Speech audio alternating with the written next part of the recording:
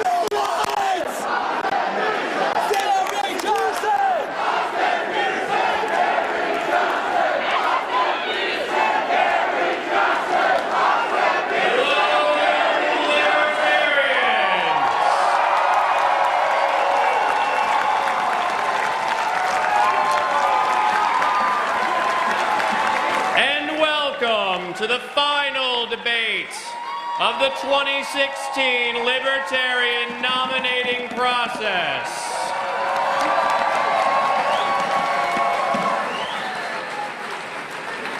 This is a historic convention.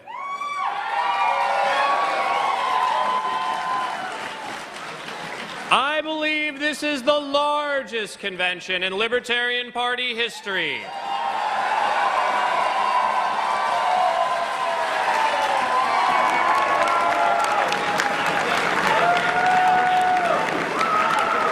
And I firmly believe that this is the beginning of a new era for the Libertarian Party.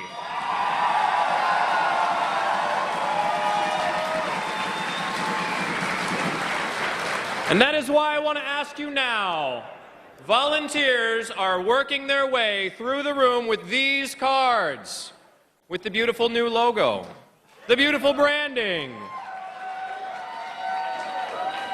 On the front of the card, you'll read, "The beautiful pledge that I certify that I oppose the initiation of force to achieve political or social goals."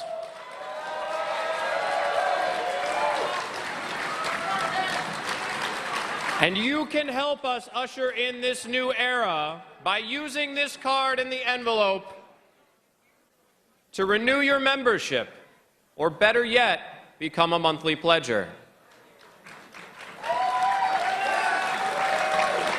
If you want to be a monthly pledger, you just have to write in the other amount, X dollars a month per month. So when you're going to give $500 a month, you just write $500 per month.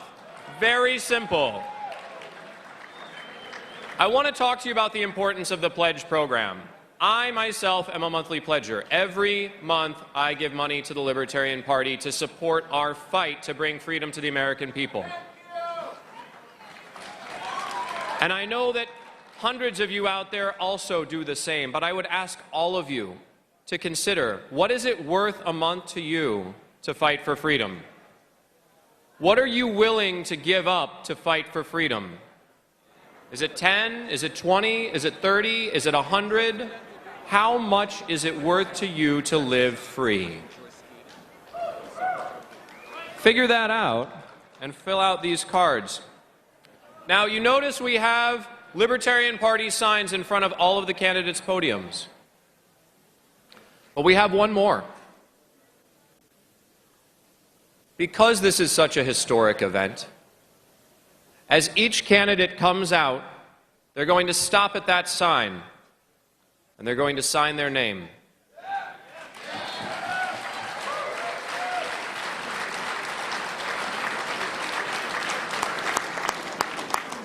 To my knowledge, that will be the only document with the signatures of all 5 candidates who are in this debate.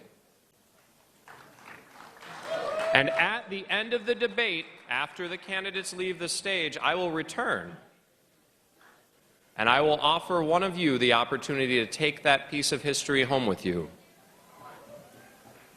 for a market rate.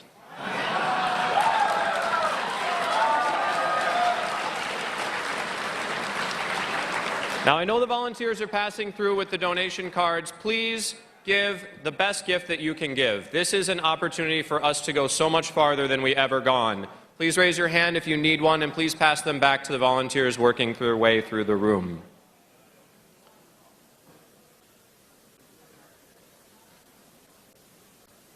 And now, without further ado, I'd like to introduce the elected Libertarian mayor, Cala Mesa, California, Jeff Hewitt.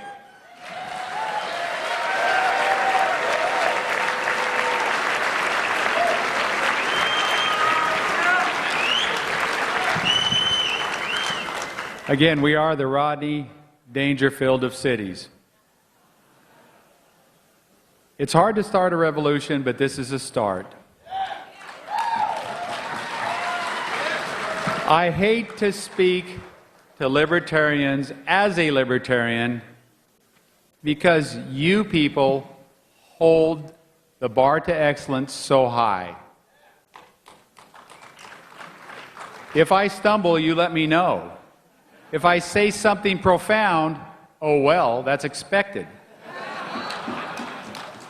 But that is the reason why I thought the man tonight is perfect for this job. This is our last opportunity to hold these 5 fine candidates' feet to the fire and see what their mettle is.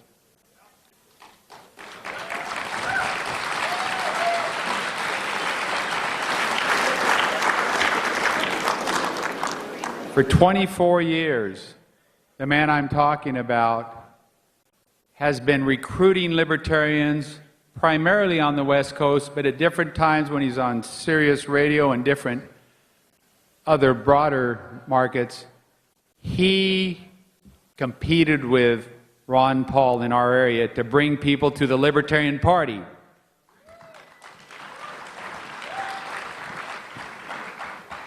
He was passed up for the lead role in Straight Outta Compton. However, 24 years ago, he did secure and maintain the lead role as the sage from South Central.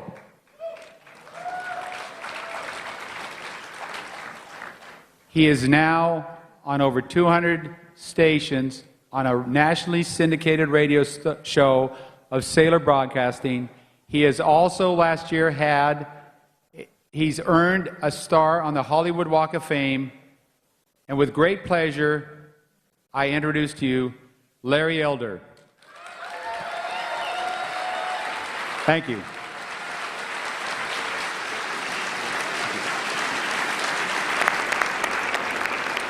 Thank you for that introduction, Jeff. I really appreciate it. Hello, everybody. I'm Anderson Cooper. A brief word about the Libertarian Party.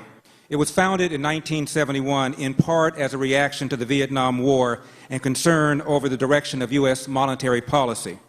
In 1996, the party earned ballot status in all 57 states, or as President Obama says, all 57 states, becoming the third party to do so in 2 consecutive presidential elections. In 2012, the former New Mexico Governor Jerry Johnson was the party's presidential candidate, and he seeks the nomination again this year. More about him later. I'll now introduce the candidates, and I'd like them all to sign in as they come in. Mr. John McAfee.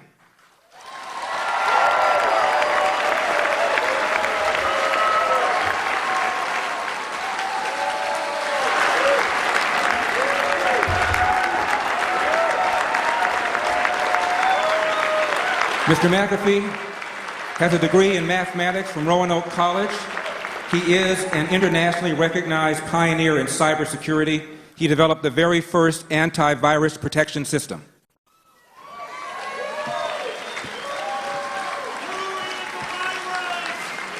Good luck. Larry Elder. Just let me Larry. Mr. Darryl Perry.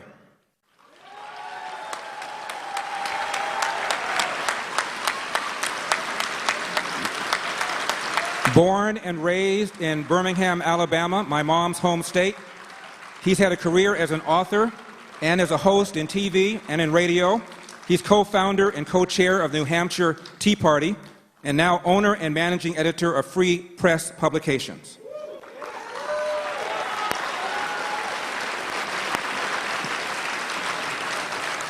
Governor Gary Johnson.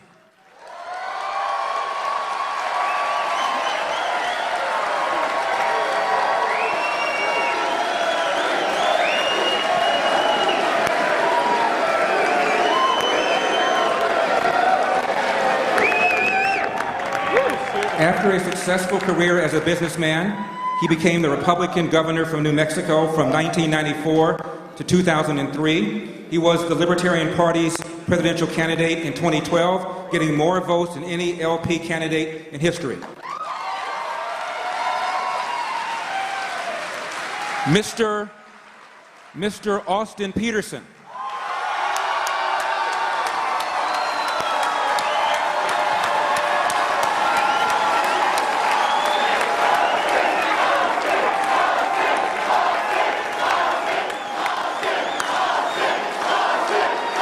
Mr. Austin Petersen is owner. He is owner and CEO of Stonegate, a consulting firm specializing in photo and video services. He was an associate producer of Freedom Watch, starring Judge Andrew Napolitano on Fox Business Network. And finally, Dr. Marc Allen Feldman. Dr. Marc Allen Feldman.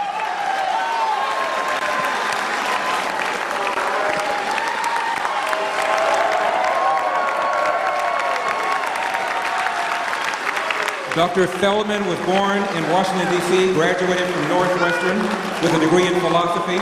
He is an anesthesiologist and practiced at Johns Hopkins for 11 years. I want to welcome you all. These are the 2016 Libertarian presidential candidates.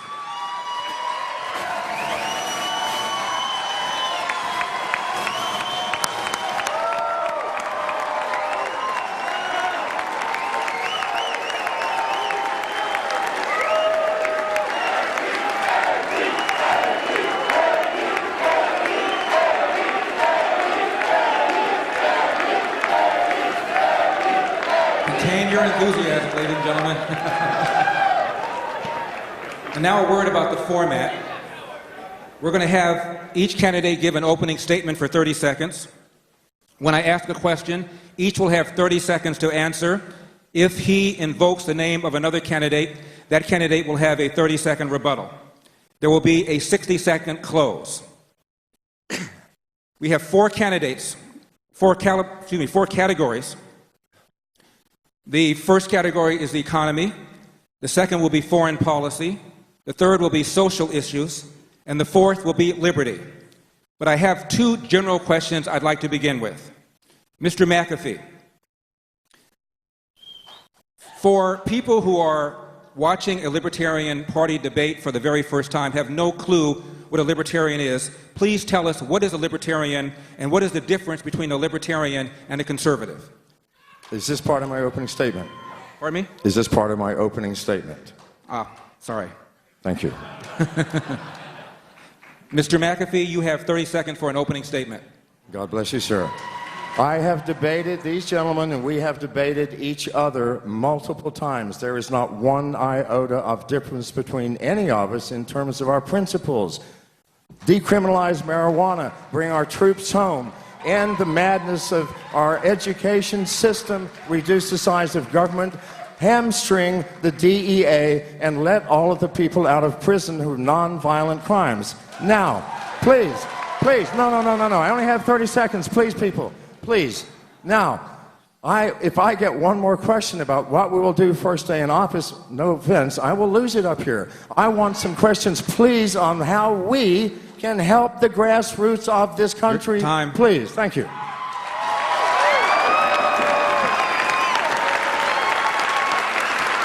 Mr. Perry.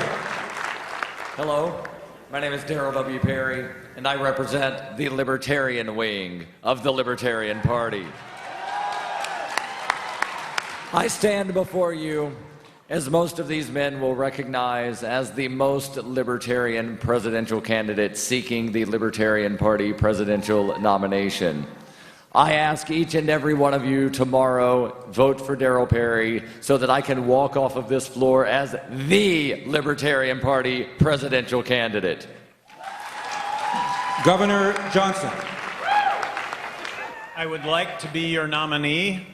If you're looking for someone who will tell the truth regardless of the consequences, if you're looking for somebody who will acknowledge mistakes, because the quickest way to fix mistakes is to acknowledge them as quickly as possible, and if you want somebody who knows what it is to just put one foot in front of the other in dogged pursuit of any goal set, and in this case it's to raise the profile of the Libertarian Party nationwide, please give me your vote.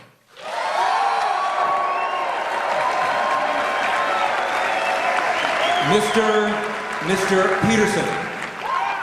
Does the government work for us, or do we work for the government? Are the rights of man limited, or are they more numerous than the stars? Are we libertarians prepared to shoulder the responsibility of governance of the United States, or will our distaste for power cause us to allow our enemies to take the field? Are we, the members of the Libertarian Party, prepared tomorrow to go to war against the forces of democratic socialist and populist nationalism? E pluribus unum, out of many, one. Our campaign for liberty is prepared to lead this party and our nation to great victories for our common cause of economic freedom and personal liberty. I promise that no matter the outcome of tomorrow's election, at the end of the day, we will all stand together, united, and we will fight arm in arm for the future of our nation and for the future of liberty itself. Thank you.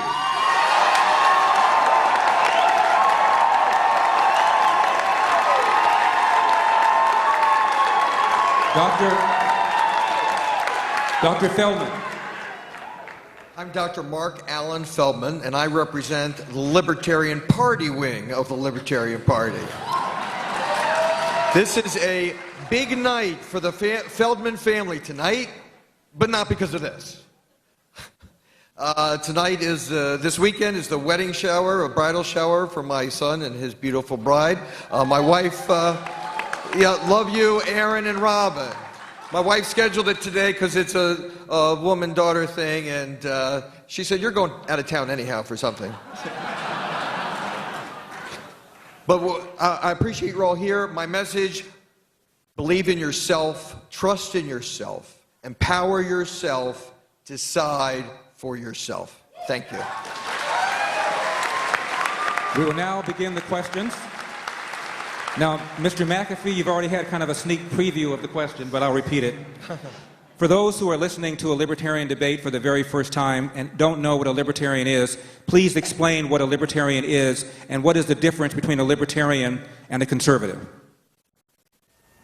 Libertarians are people who believe that our bodies belong to ourselves, not to the government. What we insert into our bodies or our minds is our own business. We do not harm one another. We don't take each other's stuff, and we keep our word. What simpler thing can there be to explain to the American populace? We must do that. We've got to stop sitting around the table and arguing with ourselves and go out and speak to America. Please, these principles are simple, and they work. Mr. Perry. Since Mr. McAfee explained what a libertarian is, allow me to answer the other half of the question. How is libertarian different from conservative? Conservative, by definition, means someone who supports the status quo. The status quo right now is tyranny. Libertarians believe in freedom. The two things are polar opposites. Governor Johnson.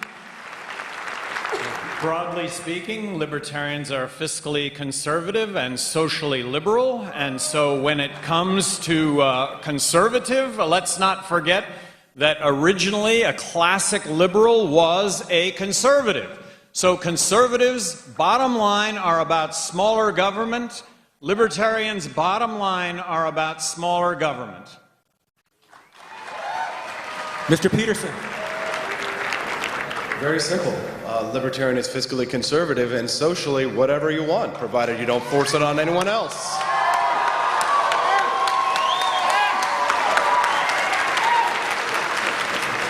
In society's mainstream culture, generally, conservatives tend to believe that government should enforce morality upon society. This is distinct from libertarianism. Libertarianism believes that you own your life and body and should be able to do with it as you please, provided you harm no one else, and that the government should stay out of our personal lives.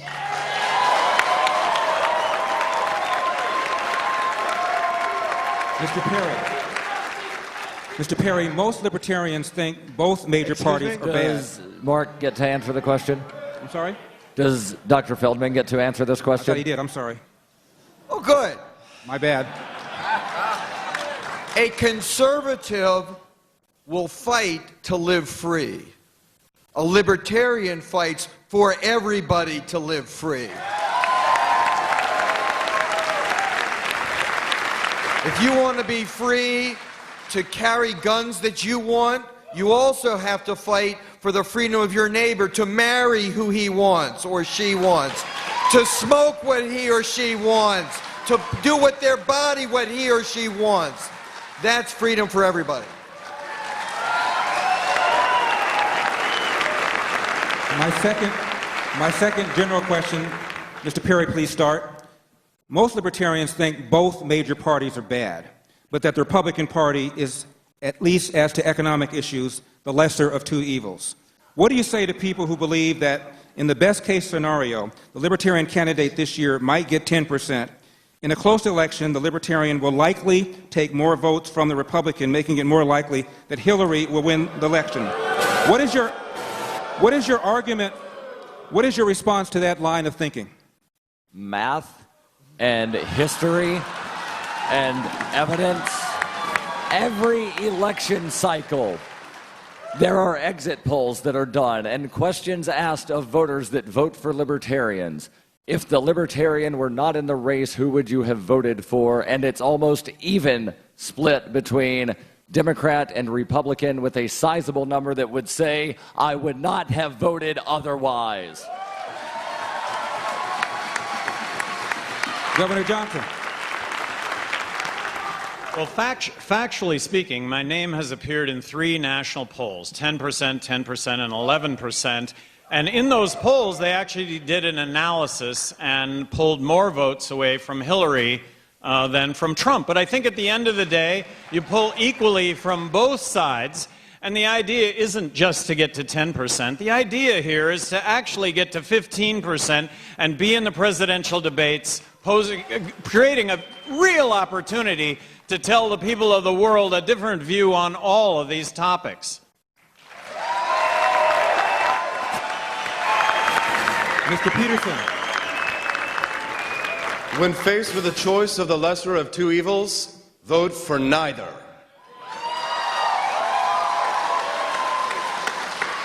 Exit polls in Virginia after Robert Sarvis's race for governor showed that he pulled more from the Democrats than he did from the Republicans. In order to arrive at left or right, you could be born a Republican or a Democrat. But in order to become a libertarian, one must first think to arrive at our positions. And of course, the friends of big governments always look at us libertarians and say, you look like you've had a little too much to think. Vote Libertarian. Dr. Feldman. I'm a doctor, not a governor, but thank you. I said Dr. Feldman. Oh, I'm sorry. It's okay. Is it possible for me to win the nomination? Is it possible for the Libertarian to become the next president of the United States? Of course it is, because all it takes is a miracle, and miracles happen. Who makes miracles happen? I'm looking at them right now.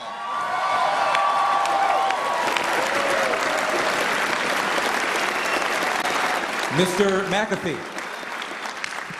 I have lived through 14 presidential elections, and I can promise you, whether the Democrats or the Republicans have gotten in, my life has been worse. There has been more government control and oppression. I have lost my freedom and my privacy. My taxes have gone up. To me, I don't care. I want to know who the wizard is behind the curtain that creates these clowns that we're voting for. Please.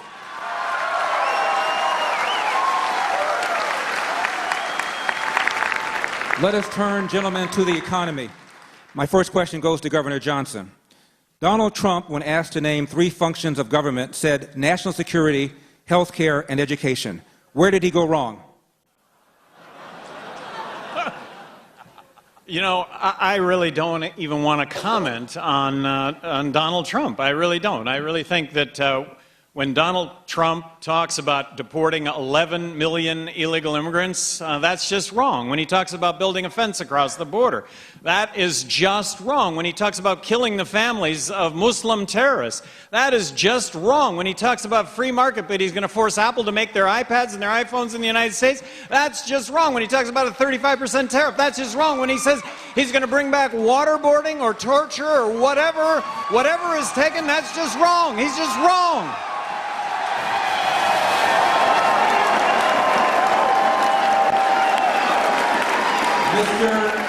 Mr. Petersen. Well, I'd like to build a wall around Donald Trump and make Bernie Sanders pay for it.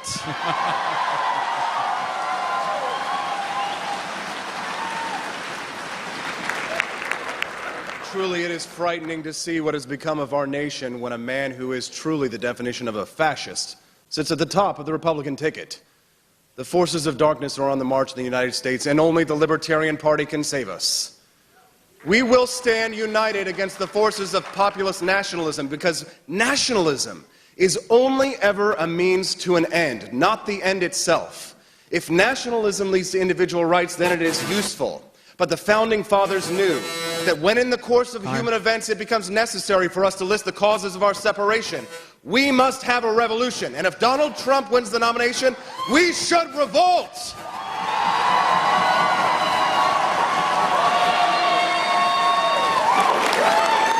Dr. Feldman. If Donald Trump thinks health care, the economy, and national security are important, I'm glad that asshole finally got something right. But it's not the government to do it. It's our job. It's our money, and it's our job. I don't want to tell our government, leave us alone. I want to tell our government, relax. We got this. Mr. McAfee.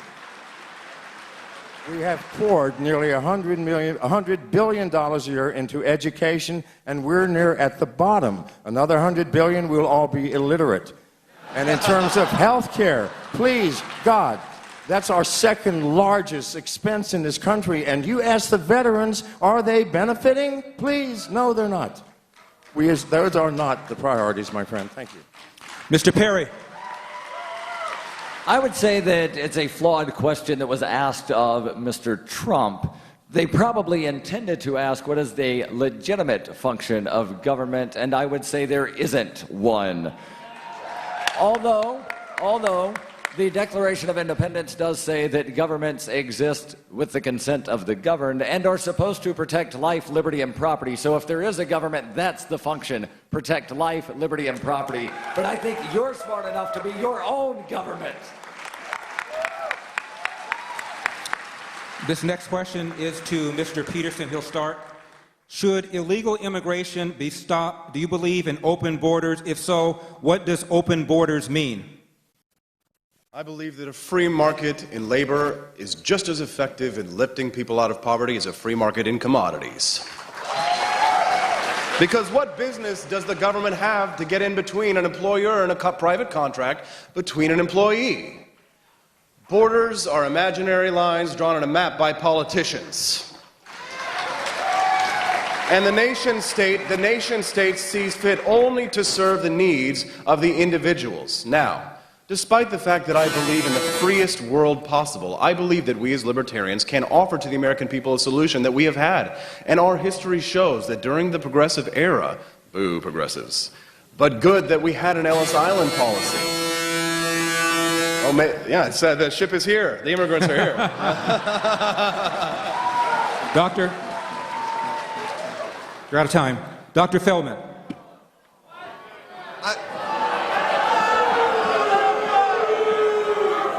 Dr. Feldman? I was buzzed over a couple of times. Yeah. So America is the land of opportunity. Give us your poor, your tired, your huddled masses yearning to break free. I will streamline this immigration system, and we will have liberty for Americans, and we will be welcoming immigrants under my administration. Dr. Feldman. Like all libertarians, I believe that every human being has human rights. And the rights you're born with don't matter which side of an imaginary line you were born on.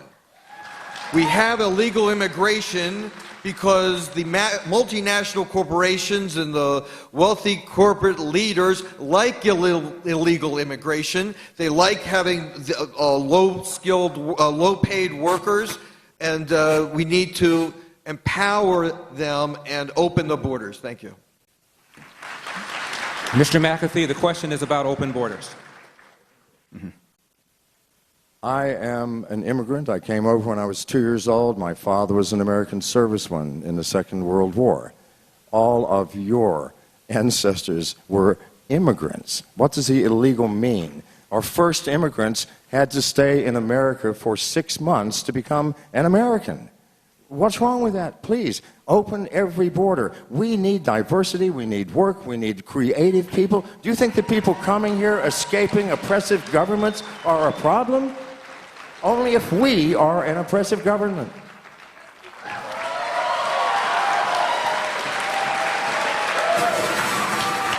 Mr. Perry. No human being is illegal. What would open borders look like under President Perry? Well, I'll tell you, we already have the policy in place. We just need to remove parts of it. There's a policy called the wet foot, dry foot policy, where if you have dry feet and you're from Cuba, you get to stay in the United States. We need to implement that for every person around the globe. Revoke the wet foot, where the Coast Guard looks for people to send them back to tyranny. Governor Johnson. We should make it as easy as possible for somebody that wants to come into this country and work to be able to get a work visa. And a work visa should entail a background check and a social security card that applicable taxes get paid. We should not build a fence across the border. We should not deport 11 million illegal immigrants. We need to embrace immigration in this country. We need to recognize that these are the cream of the crop when it comes to workers coming across the border. They are not taking jobs that U.S. citizens want, and it is not an issue of lower pay unless it's an issue of language, and they are the first ones that recognize that.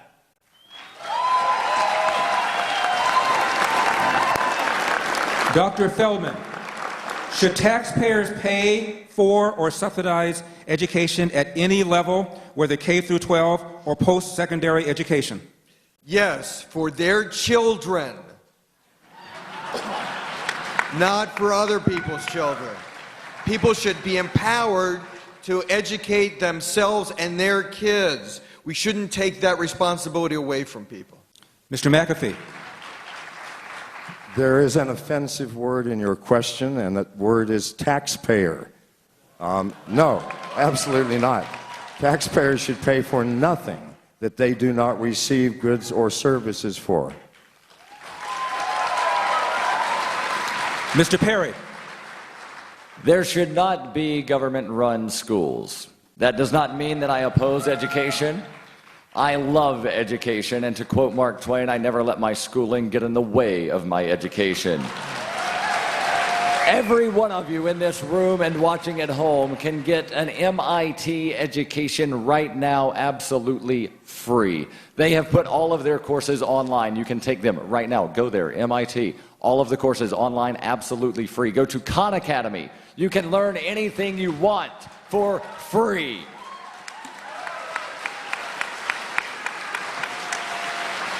Governor Johnson. As governor of New Mexico, I was more outspoken than any governor in the country regarding school choice. For 6 straight years, I proposed a full-blown voucher program to bring competition to public education, unleash tens of millions of entrepreneurs to deliver better education in this country. With regard to the federal role when it comes to education, abolish the Federal Department of Education. They give each state 11 cents out of every school dollar that every state spends, but it comes with 14 cents worth of strings attached, 15 cents worth of strings attached, and now Obama wants to add a bathroom to that, so now it's up to 16 cents. Mr. Petersen. Well, Gary, you took all my good applause lines. America. Oh, you wish. Yeah, America became the greatest nation in the world because of the one-room schoolhouse with nothing more than a pencil and a piece of paper. And now we spend more on our education than any civilized nation in the world. It's not an issue of money. It's an issue of centralization, central economic planning. We must stop these central economic planners and their control over the lives of our children. We need more homeschooling. We need to allow the states to decide these problems. We need to end the Federal Department of Education once and for all.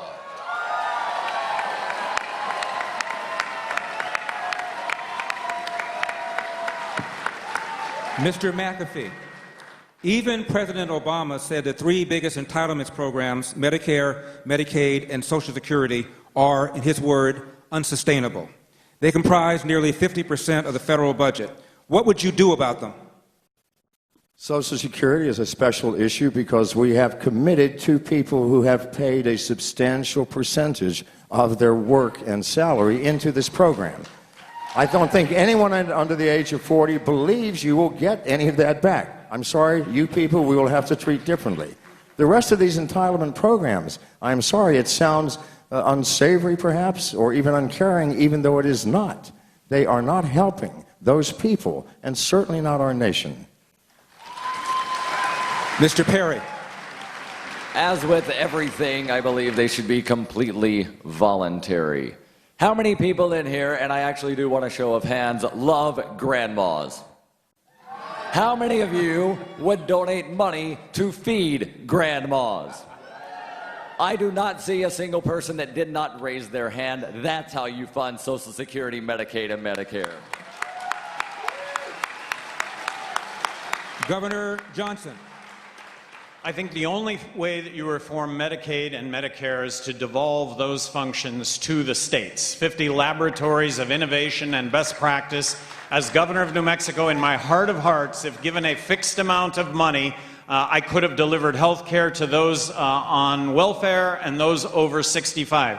With regard to Social Security, it's absolutely fixable, but it's raising the retirement age, it's having a very fair means testing, it's being able to self-direct those funds in a way that you see fit. One of the great untold inequities in our country is that poor people who pay into Social Security their entire lives and die, that money reverts to the government as opposed to their heirs. Mr. Petersen. I say it's time to allow young people to opt out of Social Security.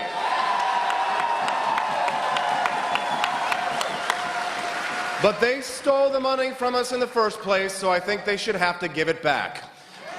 Now, when it comes to how we can get out of Social Security's problems, I think that if we did implement a flat tax on the road to abolishing the income tax entirely, that we would get more revenue, because as of now, only 27% of the suckers pay their taxes. If we had a flat tax, perhaps we would get more revenue and we could plug the gap with Social Security as we allow young people to opt out. It's time for us to opt out.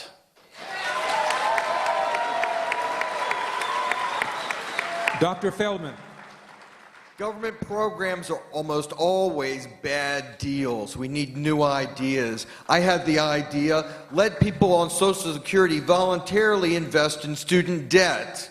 That decreases the student debt from 12% or 8% to 2%, and then it increases the return to our Social Securities up from 1% to 2%, doubling their benefits.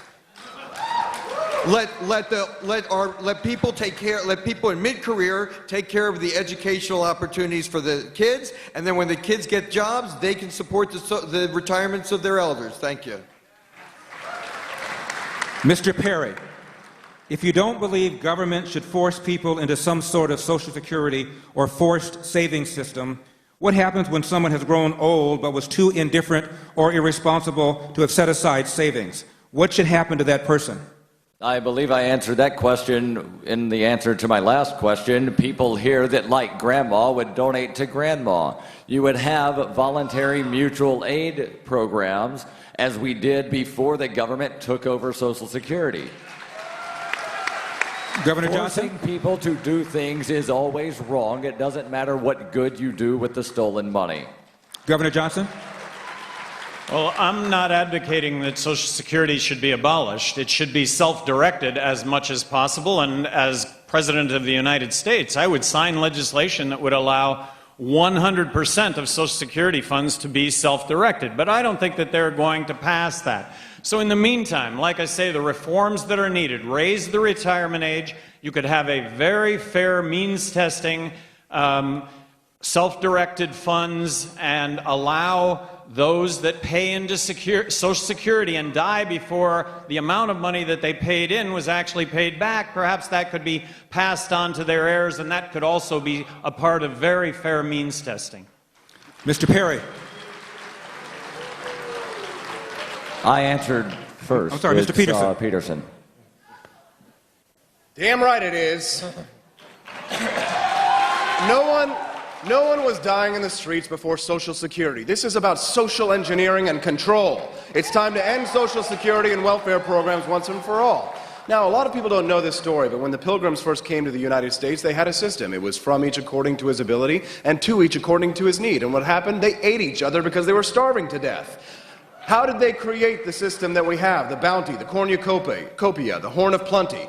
The Thanksgiving feast came because they had private property rights and they had free markets, and that's how we will take care of the poor.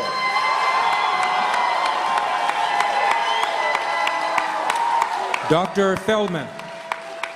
The more somebody needs help, the easier it is for voluntary private organizations to give them help. They don't need help at the point of a government gun. Mr. McAfee. None of us are going to pass a child drowning in a river, even if we're dressed in a tuxedo heading to our wedding. You don't think about it, you jump in, you save the child. Everyone has a neighbor, a friend, someone who is going to care. Libertarianism is not heartlessness. It's the opening of the heart to your neighbor and other human beings.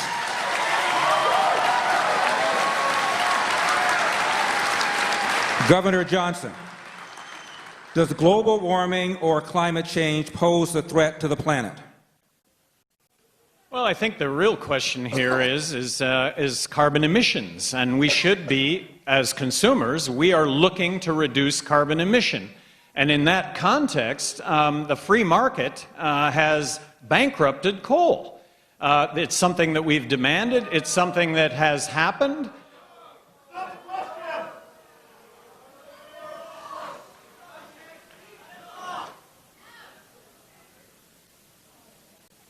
I'm not smart enough to say whether or not global warming is man-made. Certainly there is climate change that is occurring.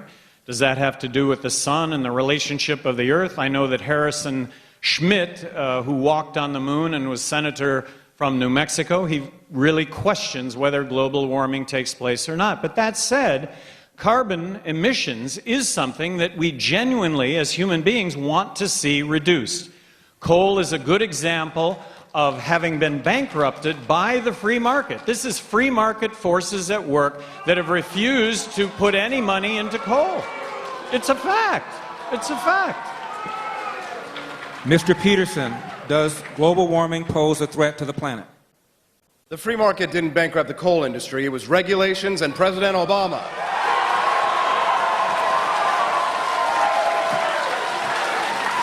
The greatest polluter on earth is the U.S. federal government.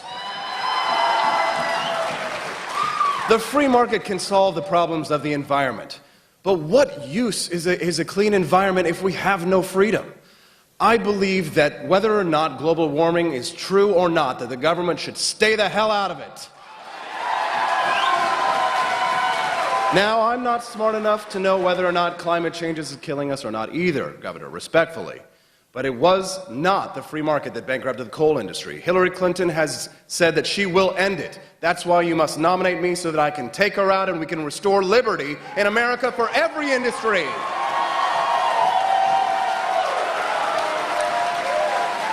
Dr. Feldman, I've been asked to ask you gentlemen to please remove your cell phones from the lectern. Apparently that's causing some sort of interference. Anybody have a... No? Okay. I'm a physician and a scientist, right. and I don't know, but I should know. We all should know. But even if there is a consensus on the problem of global climate change, there's no consensus on the solution. This isn't being used as an issue for furthering science and humanity. It's an issue that's used to take our resources and control our lives.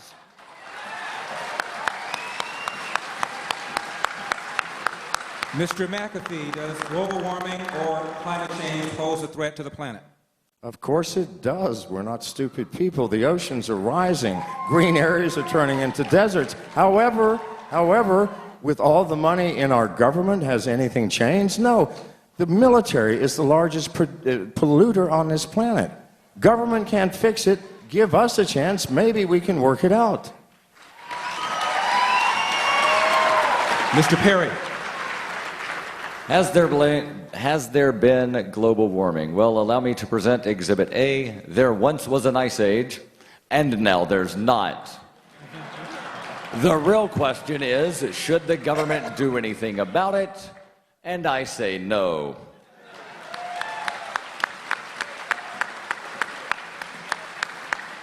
Mr. Petersen, what taxes, if any, do you believe in?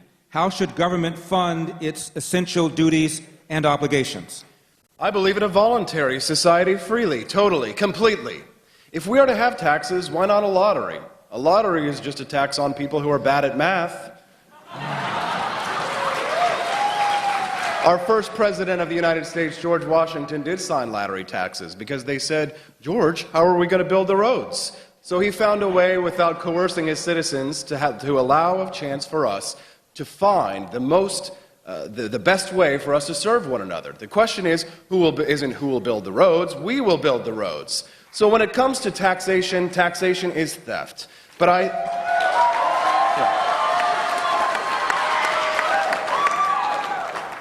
The end. Dr. Feldman. We have a responsibility to take care of each other, but we can do that without government stealing from us. Taxation is theft, and it's the worst kind of theft because our government convinces people that what belongs to them belongs to the government. It's a lie, it's our money, it's not their money. Mr. McAfee. This government survived, and this nation survived for 150 years with no income taxes. How was that possible? We had a government that was doing reasonable things at small cost. No taxation that involves the sweat of your brow can possibly be legal. And taxation was illegal until 1916. We can fund this government voluntarily. We have national parks. If you want to go to the park, pay some money. If you want to drive on a road, pay $1 for every 1,000 miles you drive. We can do this. But to do this, we have to stop the insanity of a government out of control and growing like a weed. And we can do that. Mr. Perry. With all due respect, your question is invalid because it presumes there are essential duties of government. If you want NASA to exist and send things into space, write a check to NASA. If you want the U.S. military to drone bomb children in the Middle East, write a check to the U.S. military, but don't force me to pay for it.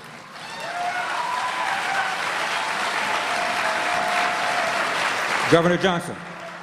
I've always said the best example of a libertarian tax is the gas tax. You use gas, you drive on the highways. Now, the problem with the gas tax is it gets co-opted for other things. But that said, taxation is theft.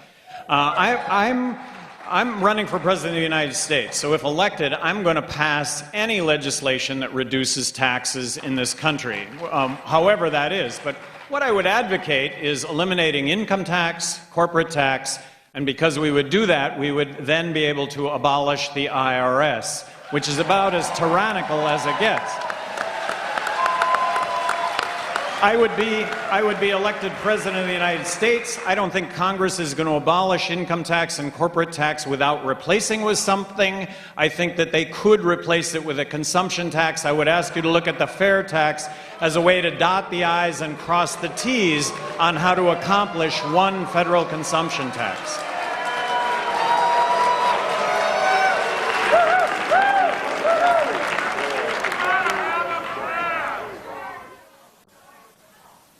Dr. Feldman.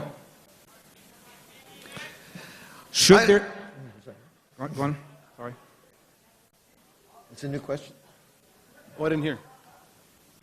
Are we skipping Austin, or are you asking Dr. Feldman a new question? I think I answered the tax. You already answered last, didn't Yes. you? Yeah, so this next question goes to Dr. Feldman. Yes. Okay. Dr. Feldman, should there be a minimum wage? If not, how do you prevent employees from, as the left often says, exploiting workers? The minimum wage is always zero. Ask anybody who doesn't have a job, because the government is in control of the economy. We should raise wages for everybody by making more demand for working people to be productive. Thank you. Mr. McAfee.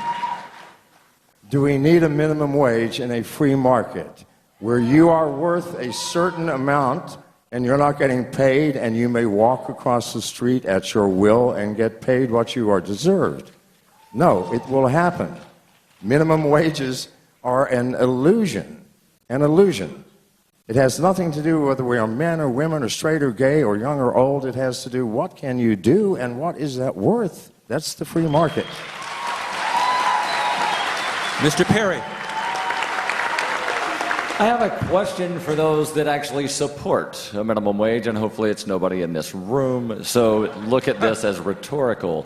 As a small business owner, there are times when I actually don't make the minimum wage based on the amount of hours that I work versus what I bring in. So my question to you is, if you support a minimum wage, who should I steal the money from to make up the difference? Governor Johnson? I really think that we're missing the boat on this argument. Look, $15 minimum wage, let's raise it to $75. Come on, let's be the most prosperous nation in the world. Let's raise the minimum wage to $75. Well, when you think about it, gee, no, you can't do that for anybody advocating the minimum wage. Oh, you can't do that, but you can do $15 or $12 or $7.50. Look, the minimum wage is the minimum wage. That's what it's called. It's not a living wage, it's a starting wage, it's the minimum wage. Mr. Petersen. The minimum wage was originally passed to stop black laborers from competing with white labor. It was racist. Now, the real minimum wage is $0, and it is harmful for the poor. Why? Because it harms the people who are unemployed, who are unskilled, who are unable to get jobs. Because if you have to pay $15 an hour, you're going to hire the best worker you can instead of the boy next door. We must put a stop to the minimum wage so that we can lift the poor and the middle class out of poverty.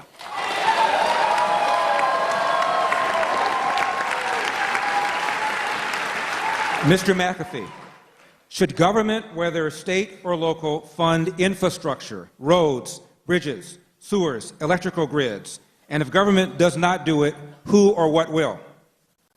Each of those are separate problems. We have interstate highways. There are issues involved in right-of-way and various intricate problems involving eminent domain. So we have to address that differently than local problems. With our solar power and our new technologies, local facilities can be created to generate that. So, but the government should, at the maximum, be involved in the minimum part of this entire issue. Mr. Perry? I'll do my best to answer this in 30 seconds. We're in a hotel. Hotels thrive on having customers stay in their hotel, which means people need to get to their hotel, which means that people are probably coming to visit and do stuff. All of these places thrive on customers, meaning that they need a flat surface for all of their customers to come and go from. Businesses will be incentivized to have these flat surfaces called roads. We don't need to steal the money. Let the people who thrive from them pay for them. Voluntarily, of course. Governor Johnson. Well, infrastructure is the best example of how you can privatize this entire function, and you can do this through user fees to be able to accomplish that. Should government be in charge of that process? Well, you're probably going to have government administrate over it or issue a request for proposal to see this happen, but no, government shouldn't be involved in this. The private sector can be involved in this. Entrepreneurs can be involved in this and can apply the best taxes possible, which are user fees, by those that in fact use the infrastructure. Mr. Petersen. Ah, the old who will build the roads. Roads, roads, roads. Where we're going, we don't need roads. Because the truth is that in the future we'll have a jetpack. The statists are unimaginative. They don't see a future where freedom can solve the problems that are created by government. The free market can solve these problems. Take a look at what happened in Hurricane Katrina when people were suffering and there was no electricity. What happened? People stepped in and they started offering generators, and people said, oh wow, look, they're charging for these generators 2, 3 times more than you might have learned on the free market. But they called them price gougers. But the truth is that supply and demand worked. And it looks like I'm out of time, but who will build the roads? Roads. We don't need government to build roads. Dr. Feldman. The Constitution of the United States says all the government can do is what's necessary and proper. My balancing credit plan, balance the budget and keep it balanced, change all charitable contributions to dollar-for-dollar tax credits, puts each American in control of every dollar. If they don't want to send money to the IRS, they can send it to private, voluntary, charitable organizations to take care of grandmas and build roads and bridges and take care of veterans and do all the things that need to be done, and then there's nothing necessary or proper for the government to take care of. Mr. Perry, assume someone has a pre-existing medical condition and cannot get health insurance. What would you do about it? Well, it's not the president's responsibility to make sure that anybody has health insurance. Let's look at St. Jude Hospital for a moment. They take care of children that have cancer. They don't charge the families a dime. They thrive off of private voluntary contributions. Governor Johnson? When it comes to health care, what we need is a real free market approach to health care. And by the way, health care is about as far removed from the free market as it possibly could be. We would have health insurance to cover ourselves for catastrophic injury and illness, and we would pay as you go in a system that was very, very affordable. We would have stitches are us. We would have gallbladders are us. We would have x-rays are us. For a pre-existing condition, look, before President Obama's affordable health care plan, nobody was going without health care in this country. It in fact became somebody with a pre-existing condition was always receiving health care. It was just an issue of who paid for it. I think we've muddied this. I think Supreme Court Justice Roberts was right when he said that health care is a tax. My health care insurance premiums have quadrupled, and I haven't been to see a doctor in 4 years. Mr. Petersen. If you own a fire insurance company and people were allowed to buy insurance after their house was on fire, you would go bankrupt. The laws of supply and demand will eventually catch up to them. And what this does is it forces insurance companies into an untenable economic situation because the communists want single-payer health care. It's time for us to allow the free market to work, end the insurance cartels by allowing people to purchase insurance across state lines. Dr. Feldman. I support universal health care. Everyone universally should care about their own health. With the balancing credit program, it provides billions of dollars for individuals to each decide how to spend their money to support their fellow men, women, children. And when they're donating money to do that, because the budget is balanced, the government will have to decide where to cut and cut and cut and cut, where the private sector is already doing things better. Mr. McAfee. In 1950, health care was 4% of the gross domestic product. It is now 20%. Have we become that much sicker? What's happened in the interim? Doctors used to come to your house and leave. Now they are terrified of doing anything because of malpractice suits and all of the other barriers to doctors making a living. If we got back to a rational cost, the health insurance would be far less important. Please see this. Governor Johnson, on trade, would you continue trading with partners who impose tariffs on American goods and on those who engage in, as Donald Trump puts it, currency manipulation? Look, I believe in free trade. There shouldn't be tariffs anywhere, and the United States can lead on this by example. When you talk about 35% tariff on foreign goods, who ends up paying for that? Well, we do. Mr. Petersen. If foreign countries want to throw rocks in their harbors, let them. We should be the beacon of liberty and free trade. Even Paul Krugman believes that free trade lifts people out of poverty. 1 billion lives saved due to free market capitalism and free trade, and as President of the United States, that's what I would champion. Dr. Feldman, the question is, would you continue trading with partners who impose tariffs on American goods and on those who engage in what Donald Trump calls currency manipulation? We can be fair, and if they won't be fair with us, we'll trade with somebody else. I have a big trade deficit with my barber. I give him money, he gives me haircuts. He never gives me money. We need free trade, and free trade doesn't need an agreement. Mr. McAfee. Yes, free trade does not need a government approval. If there is a tariff on goods and services, and I'm a private business, and I'm checking around and going, you know what, that still makes sense, I can do it. If not, it's a big world, and everyone is producing something. Mr. Perry. The Federal Reserve currently is currency manipulation. So if I, as president, were to say that nobody can do any trading of goods or services with a country that is involved in currency manipulation, then nobody could do any goods or trade with the United States because we currency manipulate. Regarding free trade, I've got it written right here. It says that no government shall interfere with the trade of goods or services. That's all you need for free trade agreements. Mr. Petersen. What should be done about the Federal Reserve? Is there a legitimate function for the Fed?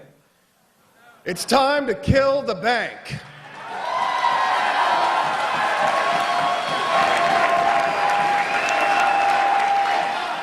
As Andrew Jackson said, you are a den of vipers and I will rout you out, and by God, I will rout you out. And the Federal Reserve can be ended not through an act of Congress, but through competition.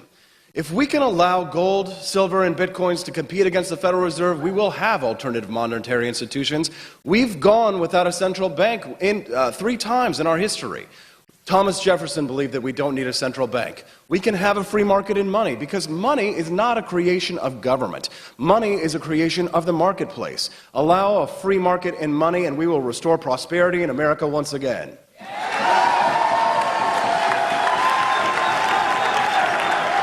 and the Fed. Dr. Feldman, it appears the Fed's not very popular in the room. First, and the Fed, and the Fed, and the Fed, and then, and the Fed.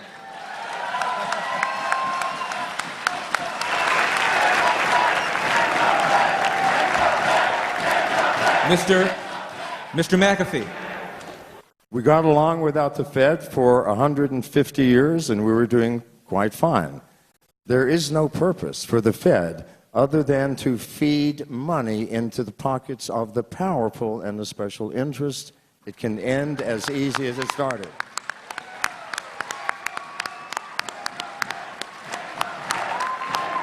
Mr. Perry. Let's repeal the legal tender laws that caused Bernard von Nothaus to go to prison for competition with the Fed, and then we can end the Fed.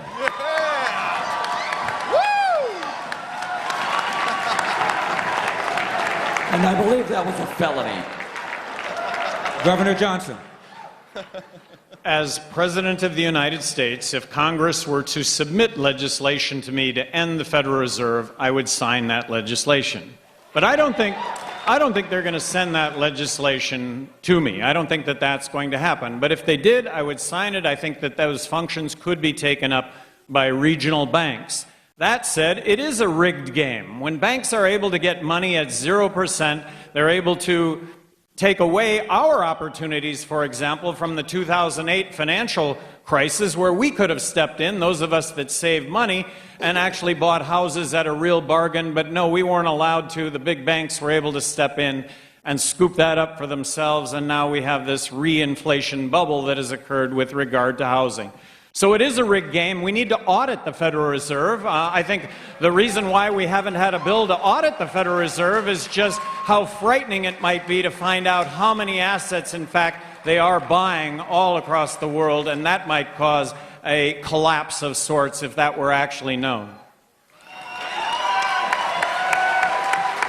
Dr. Feldman. Dr. Feldman, what government cabinet departments would you eliminate? I wouldn't eliminate any one of them. I would let the American people eliminate all of them by replacing them with voluntary private sector programs that are more efficient, more productive, and better for America. Mr. McAfee, what government cabinet positions would you eliminate? I think every cabinet position is merely an avenue to spend money unnecessarily that we have sweat hard to provide to the government. All of them, and we'll start from scratch to see what's needed after everything is gone. Mr. Perry, are there any government cabinet positions you would retain? No. The question is, which one would I eliminate first? And, well, you know, let's just go alphabetical. That's the easiest way. Governor Johnson. Of course, as President of the United States, it's subject to what Congress submits to you at the end of the day. Count on me to sign off on any legislation that abolishes any federal agency. But those that come to mind, if I were the dictator and could wave a magic wand, would be the Department of Commerce, Housing and Urban Development, Education. I realize this is not a cabinet agency, but an agency that Drug Enforcement Administration, NSA. NSA is an executive order, 12333, signed under Truman. Turn the satellites away from us, please. Turn them on the enemies. Well, ostensibly, it's been turned on the enemies, us, and this is the government. This is tyranny. Mr. Petersen, what government cabinet positions would you eliminate? Well, I'm from Missouri, and we love our guns and our whiskey, which is why I think that the ATF, the Alcohol, Tobacco, and Firearms industry, ought to be a store, not a government agency. The President of the United States does actually have the authority to effectively end one institution of the federal government, and that's the DEA, and here's how. We can end the federal war on drugs by instructing the chief of the DEA to set the federal drug schedule of all drugs to 0. This would effectively kick the war on drugs back to the states, and we could end the DEA that way.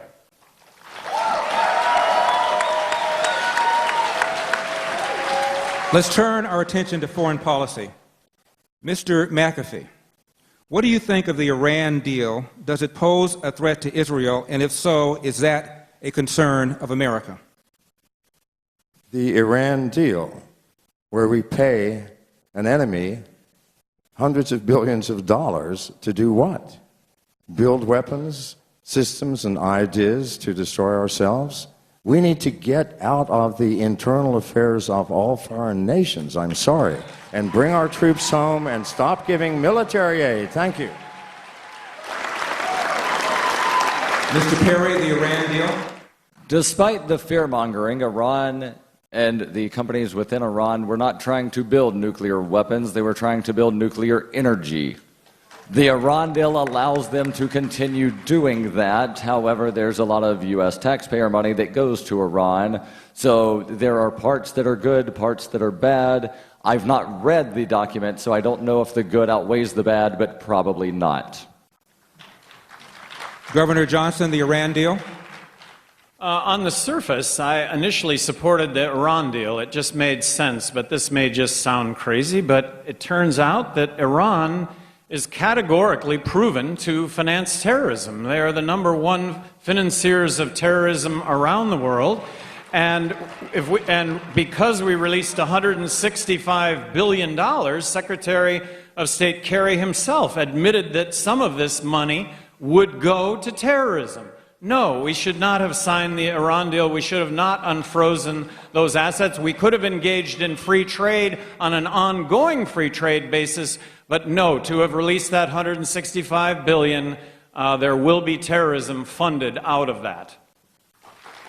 Mr. Petersen.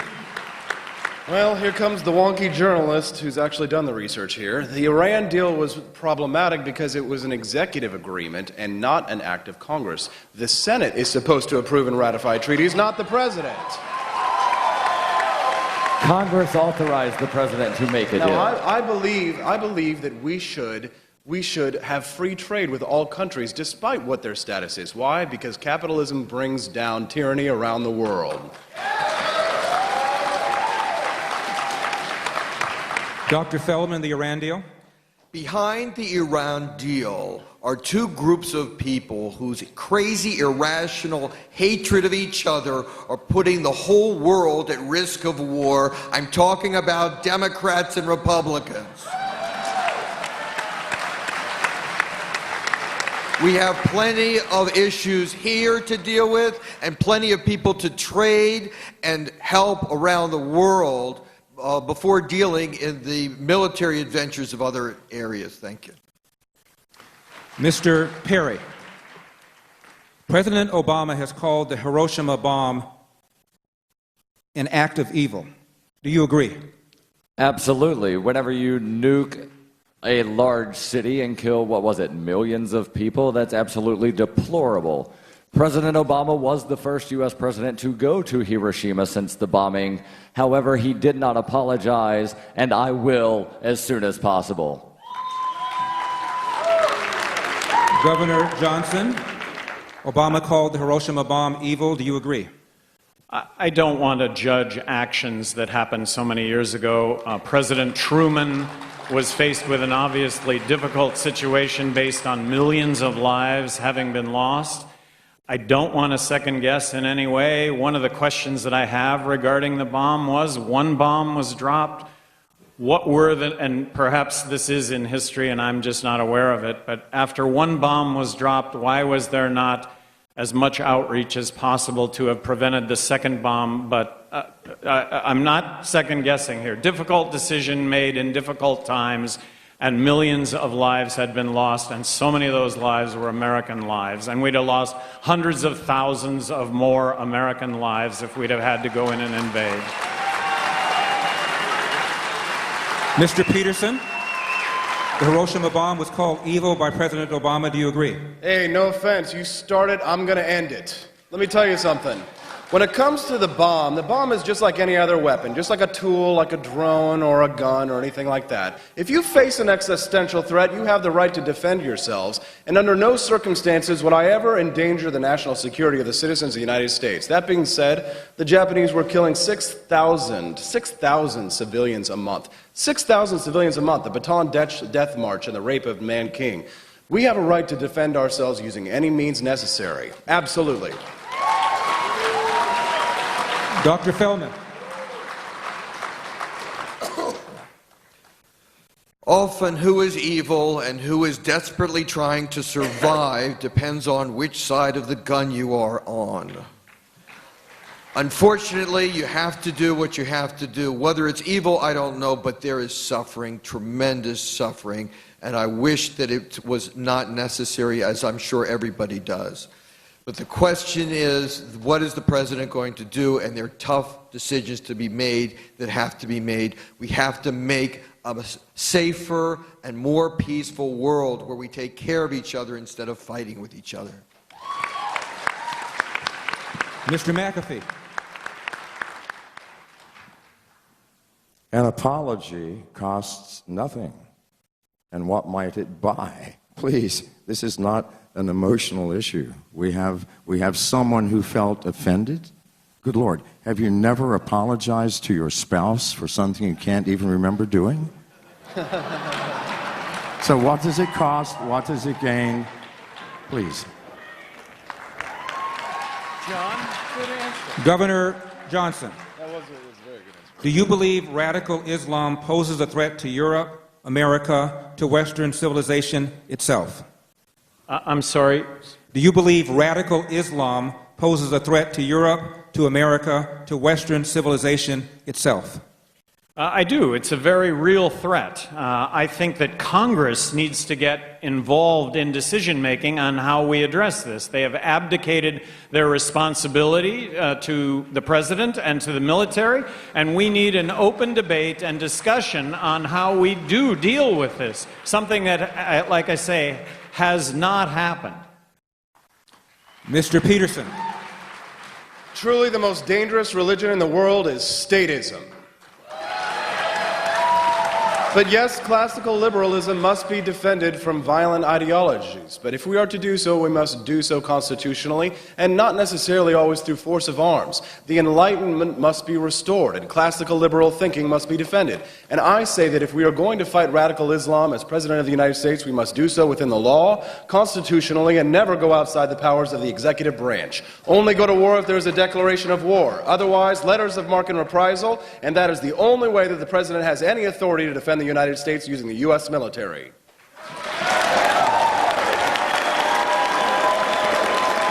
Dr. Feldman, does radical Islam pose a threat to Europe, America, and to Western civilization?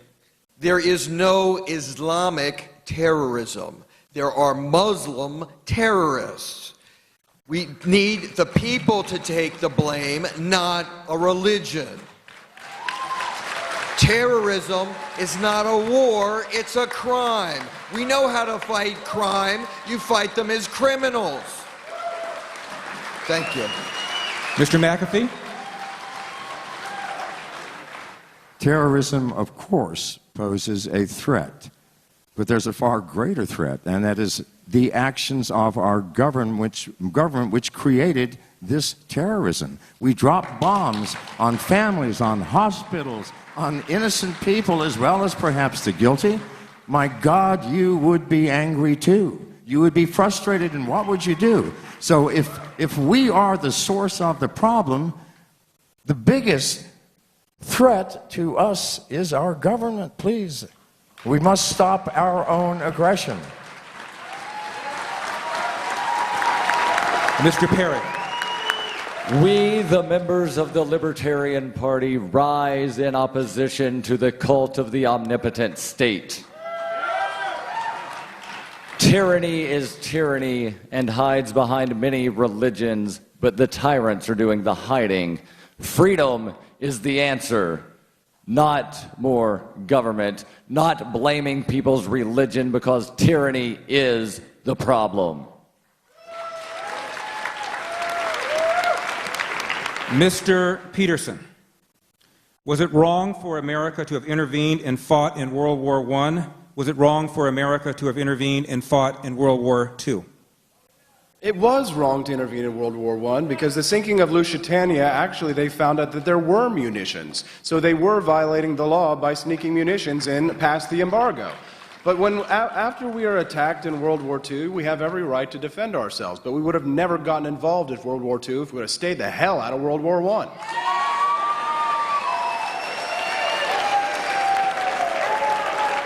Dr. Feldman? There were a lot of bright people, and I'm sure if they could find a way not to get into war, they would have done it. I don't have the egotism to try to say that I have a better idea to what have done at that time. It was a horrible situation, and I don't know whether anything could have been done differently. Mr. McAfee? Could you repeat the question, please? Was it wrong for America to have intervened and fought in World War I? Was it wrong for America to have intervened and fought in World War II? Well, in World War II, our entire Pacific fleet was destroyed. We certainly have the right to defend ourselves. What would have happened had we not gotten into the war? In World War I, a far more complex affair and way beyond my time. I am sorry I do not have the information to answer. Mr. Perry? You most certainly have the right to defend yourself, but you do not have the right to provoke someone to attack you in order to defend yourself. The United States military had boats off the shore of Japan to provoke an attack from Japan so that they could claim self-defense. Was it wrong to intervene? Yes, because I'm not touching you at some point becomes aggression.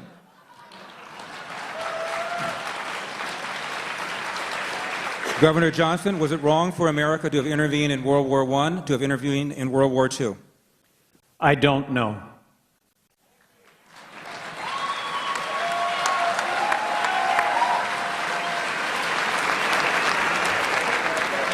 Dr. Feldman, we spend more on our military than the next 15 or so nations combined. How large should our military be? Do we spend too much? Where would you cut? I tell people I'm not an anarchist or a minarchist. I'm an agnarchist. I'm agnostic. I don't know how big our government should be. I want every our military. And military is part of it. I want every American to decide how much of their taxes do they want to use to support their fellow man and how much to send to our government for drones and surveillance and all the things that support our military industries. We used to manufacture weapons to support our war efforts. Now we manufacture war efforts to support our weapons industries. Mr. McAfee. America claims to love peace, and yet we are the most warlike nation on the planet. Name a country that has not been affected by our military activities, directly or indirectly. If you can name one, I'll eat one of my shoes. So they do not exist. We do not need to have troops overseas. We can find a use for them here. Some people may have noticed we have problems, real problems here at home. Mr. Perry. We do not need troops in 150-something countries in nearly 900 military bases.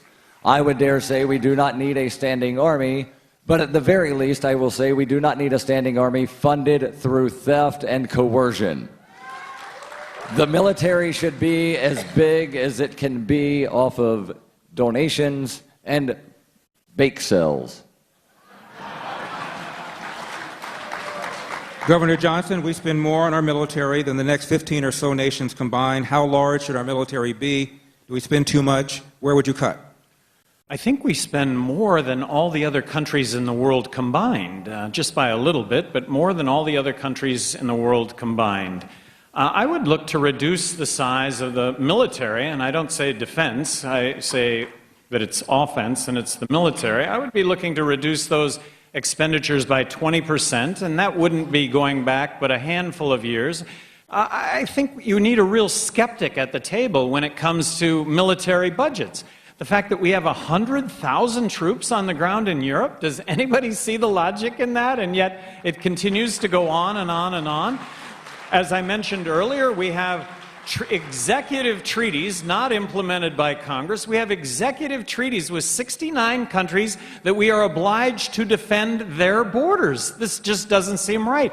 The fact that we have bases anywhere in the world when right now we can fly aircraft from the United States, and because of our refueling capabilities, we really don't need any Air Force bases. So how about a skeptic, and let's start with a 20% reduction in the military, which would not reduce our ability to provide for an impenetrable national defense. Defense.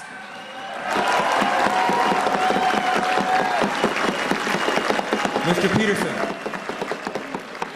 My pick for Secretary of Defense, General Mad Dog Mattis, had a philosophy, and that is be polite, be professional, but have a plan to kill everyone you meet. I do think we need a strong national defense, but the focus is on defense. We have not had an audit since before 9/11. As President of the United States, I will demand an audit of the Pentagon. The Pentagon, they spent $1.5 trillion on an F-35 program that can't even compete with the F-16. I will find the waste, fraud, and abuse, and we will make meaningful cuts to the military, and we will put a stop to the military-industrial complex in the United States.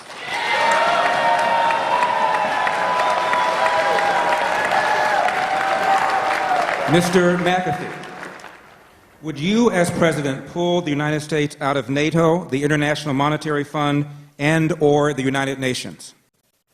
Absolutely, on all three. There is no doubt. Mr. Perry? Absolutely, as soon as possible. Governor Johnson?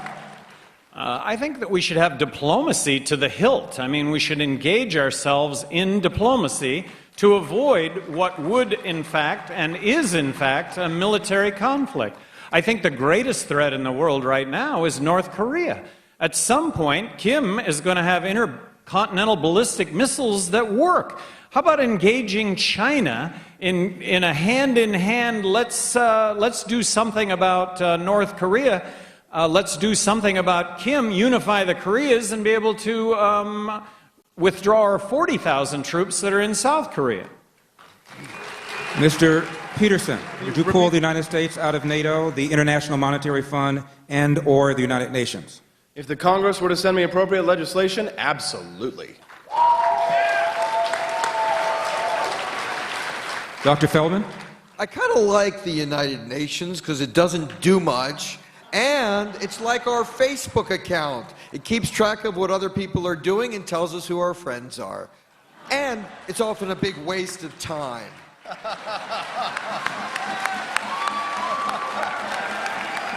Mr. Perry. Mr. Perry, are libertarians isolationists? Absolutely not. Calling me an isolationist for not wanting to invade Poland is like calling me a hermit because I don't go invade my neighbor's fridge.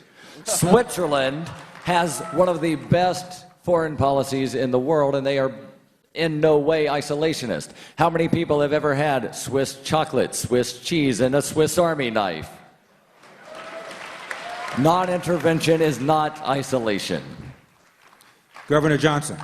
Make no mistake, if the United States is attacked, we will attack back. And we should have an invincible national defense, not offense. And so diplomacy to the hilt. Engage countries in talk, in negotiation. Ultimately, negotiation, I think, is free trade. Free trade, I think, unites the world, and that's something that needs to be always promoted. But no, the United States, as President of the United States, no, I'm not isolationist. Mr. Perry. Mr. Petersen. It is not we non-interventionists who are isolationists. It is those who go and bomb foreign countries and cause people to hate us that cause us to be more isolated in the world. But some are isolationists, and isn't isolationism splendid sometimes? We have Amish in this country, and they like to have their isolation. That's freedom. That's secession. People ought to be free to be isolated if they so desire. But it is not we non-interventionists who want us to be more isolated. It is time for the government to get the hell out of the Middle East and bring the troops home.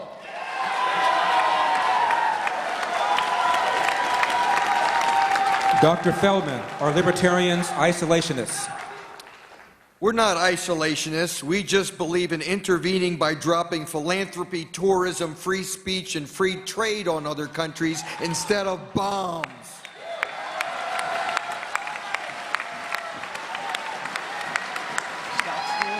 Mr. McAfee. Is a country minding its own business isolationism? Is a country opening its borders to free trade and to immigration isolationism? No, it's the opposite of isolationism.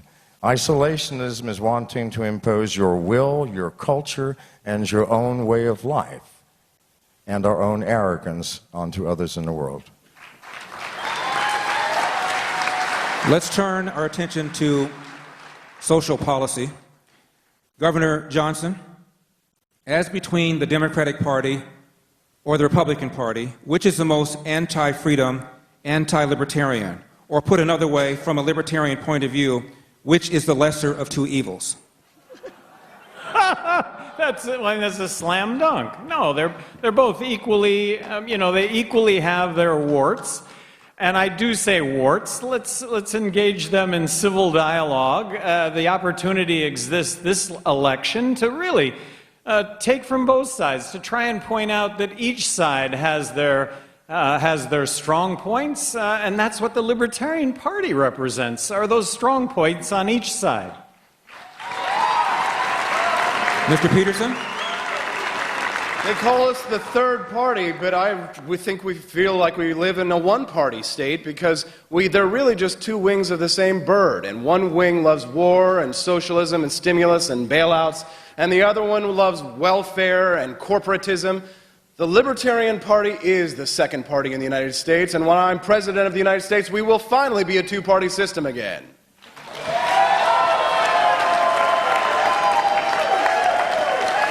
Dr. Feldman.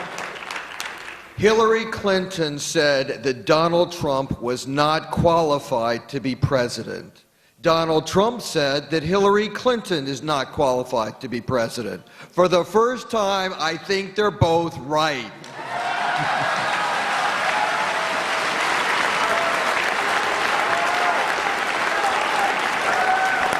Mr. McAfee. The lesser of two evils is still evil. What we are dealing with are two machines. That's all they are. They have no heart, they have no soul, and they eat up everything that gets caught into them. We're not dealing with Hillary Clinton and Donald Trump. We are dealing with two machines, and the question is, would you rather be ground in a meat grounder or sliced and diced? This is it. I would choose neither. Mr. Perry. They're both equally evil, and to ask which one is the lesser evil is like asking my favorite STD. I don't have one. Mr. Petersen. When does life begin? At what point has a pregnancy gone so far that it should be a crime for a woman to have an abortion? Well, I am not a scientist or a doctor. I do not know when life begins. I believe it most likely begins at conception. And that means that all humans deserve the same right to life, liberty, and the pursuit of happiness. And that includes the unborn.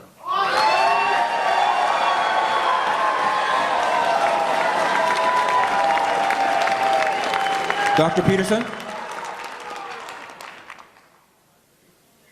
Excuse me, Dr. Feldman, when does life begin?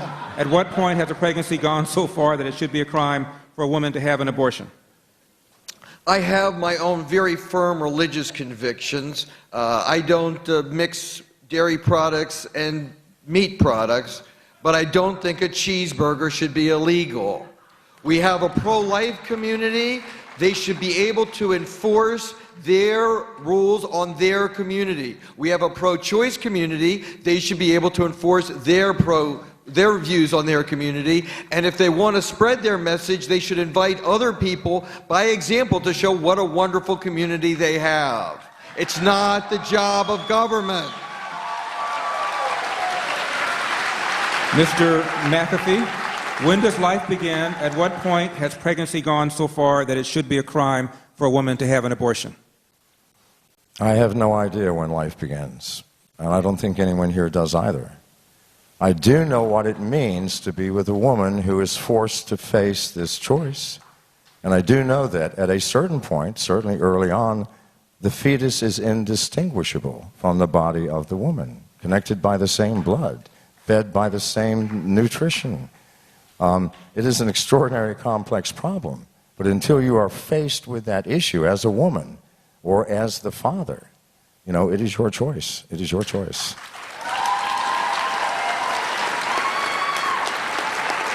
Mr. Perry. The question of abortion is one that is intended to just divide us. I do know that government should not be involved. Money should not be stolen from anyone to pay for any abortion or any abortion alternative services.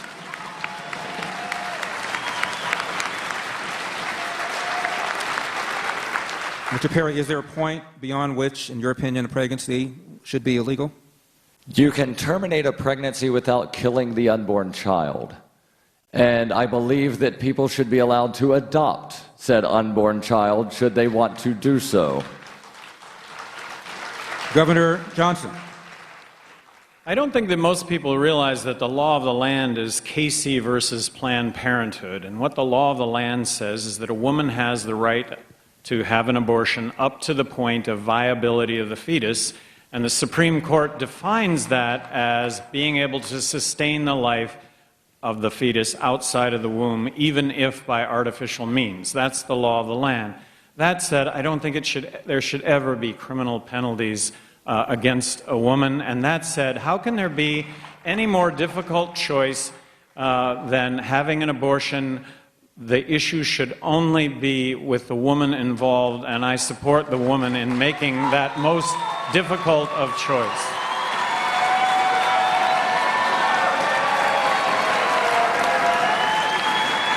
Dr. Feldman, do you believe in any form of gun control? Should a child be able to walk into a gun store and get a gun? What about ex-felons? What about automatic weapons like AK-47s or M16s? I believe in gun control. I believe people should control their guns.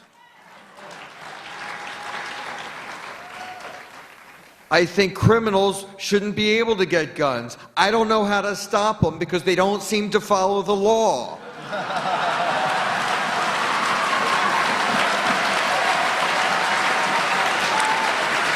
Mr. McAfee, do you believe in any form of gun control? I probably am I'm the most gun advocate in this room. If you find a picture on the internet where I'm not carrying a gun, that's a rare photograph. No, I do not. Our Constitution has no limits. It doesn't say we have the right to bear arms unless you're under 21, unless you're not a criminal, or unless you're carrying one with a 15-round magazine. No, absolutely not. Let your parents, if you're underage, decide when you can learn to shoot a .22 after you've learned how to cross a fence without shooting yourself. No control. None. Mr. Perry. Those who advocate disarming felons for life believe that humans cannot be rehabilitated. I have a friend who 20-plus years ago served 8.5 years in prison for a murder that he did not commit, but he was involved in. Those who advocate gun control say that he should not be able to defend himself, his wife, or his 7-year-old child. I support the right to self-defense, regardless of someone's past, because I believe that humans can rehabilitate themselves. Governor Johnson, do you believe in any form of gun control? I don't. I've been a gun supporter my entire life. In 1995, as governor of New Mexico, I got to sign concealed carry legislation, which at that time was really cutting edge. I've stood up through Our America initiative to initiatives to limit the number of bullets in the magazine, limit the caliber of bullets. Look, I'm just in the belief that if you start limiting big caliber guns, only criminals are going to have big caliber guns. If you're going If you're going to try and take the guns away from everybody, the criminals are going to be left with the guns. And the police. Mr. Petersen. Oh, I believe in gun control. I think that we need to control the government's use of guns. Honestly, no, it's an enumerated right. I believe in a world where gay married couples can protect their marijuana fields with fully automatic machine guns, baby. Oh, yeah. The Constitution of the United States says shall not be infringed. It is an enumerated right, and it doesn't say muskets, it says arms. We have the right to bear arms, and that right will be protected under a Petersen administration for once and for all. Mr. McAfee, should one have to get a government-issued license to marry? If same-sex marriage should be legal, what about multiple spouses? Where, if anywhere, would you draw the line? Licenses for love, or how we choose to deport ourselves after going to bed or before. Good Lord, what right does anyone have in this bedroom? It doesn't matter what the sex is or how many people may or not be there. Good Lord. No, absolutely not.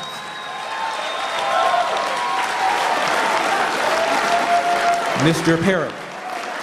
Since he answered the first part, I'll answer the second. Where do I draw the line? When you force someone into a relationship. All things consensual should be legal. No one should go to jail for anything unless they cause unjust harm to another person. Governor Johnson, where, if anywhere, would you draw the line? Well, initially I said we should get government out of the business of marriage completely. But it turns out that and this was in response to gay marriage and the ability of same-sex couples to marry or marry whomever it is that you love. Get government out of that business. Well, it turns out that there are hundreds, if not thousands, of laws that actually contain the word marriage and that would have to be amended.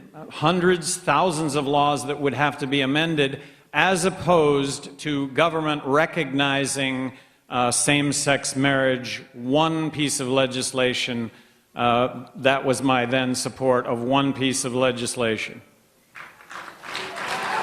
Mr. Petersen. I believe in a total separation of marriage and state. The government has no business interfering in private contracts between consenting adults, no matter how many. Dr. Feldman.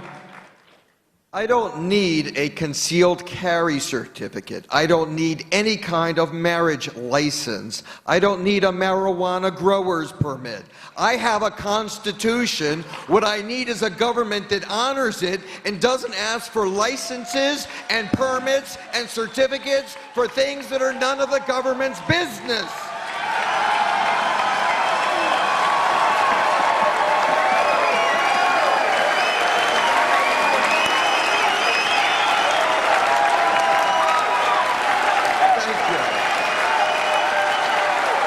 I think they liked your answer. Mr. Perry, North Carolina passed a law that said, as to the public sector, one shall use the bathroom that corresponds with the gender on his or her birth certificate. How do you feel about that law? My question is, where does Buck Angel go to the potty if he goes into North Carolina? If you don't know who Buck Angel is, and based on the applause, most of you probably don't, so I'll tell you. Buck Angel is a transgender porn star. Buck Angel was born a female. Buck Angel now looks like Adam Kokesh, only more buff. But Buck Angel still has a vagina. The Republicans in North Carolina say that Buck Angel should go to the ladies' room. I think that is wrong. Governor Johnson. As governor, I did have the distinction of possibly vetoing more legislation than the other 49 governors in the country combined. If this legislation would have been put on my desk, I would have vetoed it. Mr. Petersen. The problem with socialists is that they confuse the distinction between government and society. If it is a government building, then perhaps there should be unisex. But private property owners have the right to discriminate if they so choose, and that is freedom. Dr. Feldman. As a physician, I think it's a very good idea to have two separate bathrooms. One for people who wash their hands and one for people who don't.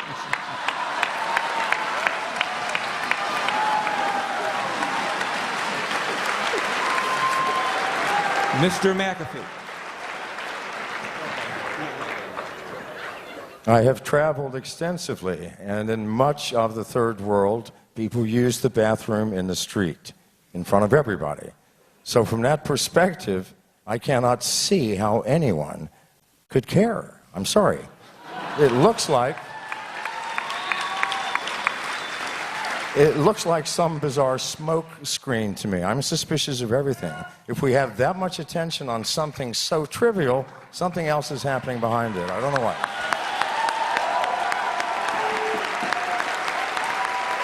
Let's turn to some general questions about liberty. Governor Johnson, what kind of person would you put on the Supreme Court, and should Congress hold hearings on Obama's nominee? Congress should hold hearings on Obama's nomination. I think that constitutionally he did his duty, and constitutionally the Congress should do theirs. That said, I always prided myself on the appointments that I made, and I always made it a point to personally conduct those interviews myself. So with regard to judges in New Mexico, vacancies that occurred, I think my reputation is that I appointed really damn good judges. And it was really based on personal integrity, questions that I asked. I would ask the hypothetical: would you administer the death penalty for someone who committed graffiti? The legislature passed the bill, I signed it, the Supreme Court upheld that yes, you could administer the death penalty for graffiti, and here it is. You've got the first case sitting in front of you for graffiti. The guy admits to it. What would you do? Well, a lot of them said, hey, the law is the law, I'd sentence him to death. Some said, well, I don't know. I mean, the best answer of all was, you know what? If I had that situation, I would have to resign, because I would believe that unethically that I could not administer that sentence. Best answer. They got jobs. They oftentimes got the appointment. Mr. Petersen, what kind of justice would you put on the Supreme Court, and would you hold hearings, should Congress hold hearings on Obama's nomination? Yes, Congress should obey the law, but when I am President of the United States next year, let's put my old buddy, Judge Andrew Napolitano, on the Supreme Court.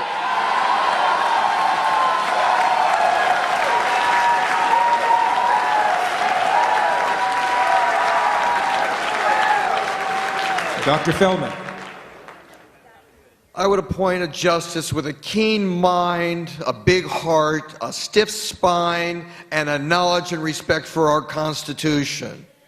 As far as Obama's nomination of a justice, I want to support the Congress's firm right to do nothing. It's the one thing they do well.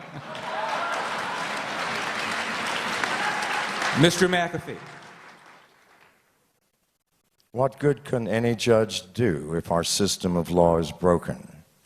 There exist in America more laws than an average reader could read, reading 24 hours a day, 7 days a week for 600 years. Please, why don't we have a budget for law? And every time you throw one in, you have to throw one out. We got by with 10 for thousands of years.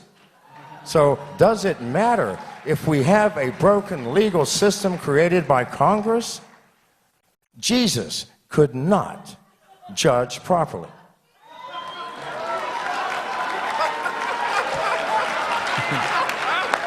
Right on cue. I didn't know he was in the house. Mr. Perry. Not plan that. Mr. Perry. Yes, Congress should hold hearings. They should also vote, but I would say vote them down, not because I want to play partisan politics, but because all of the justices that are being nominated are all horrible statists. As far as who would I nominate for a Supreme Court vacancy, well, there's a great Supreme Court judge in the state of Arizona who is a libertarian, Clint Bolick. He's a co-founder of the Institute for Justice. He would stand up for your liberty, and I would put him on the Supreme Court as soon as possible. Mr. Petersen, reportedly some 83% of law professors are Democrats. As a libertarian, you must think this has real-world consequences. What are they?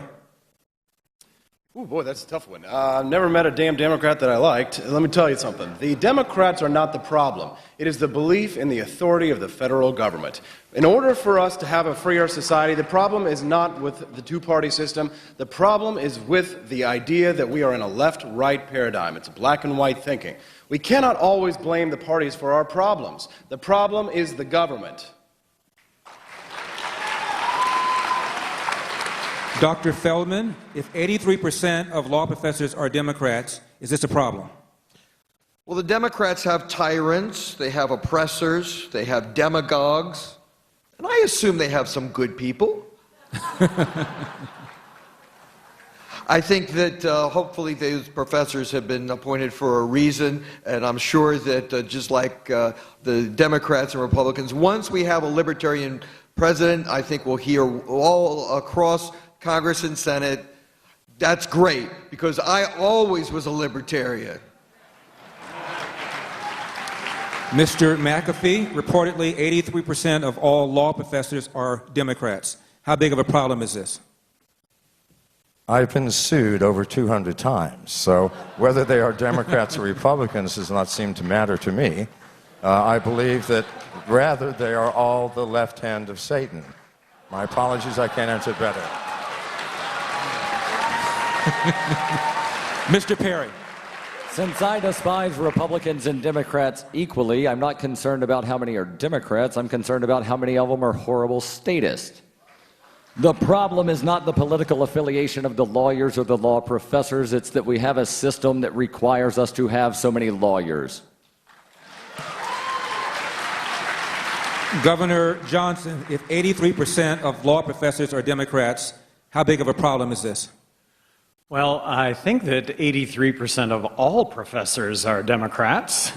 And how big a problem is this? You know what? I think libertarians probably agree with those professors about 75% of the time. This is the opportunity we have here to bring together those professors. That's the opportunity we have here to bring together those Democrats along with smaller government. Look, we get to a T in the road when it comes to economics, but if we can agree on so much, you know what? The discussion then opens up to how government is oppressive, to how government is tyrannical, and how we can change to have and actually accomplish lesser government. Dr. Feldman, if a parent chooses not to send his or her child to school, should the government intervene? Yes, the government should send some people over there to see what a great job they're doing.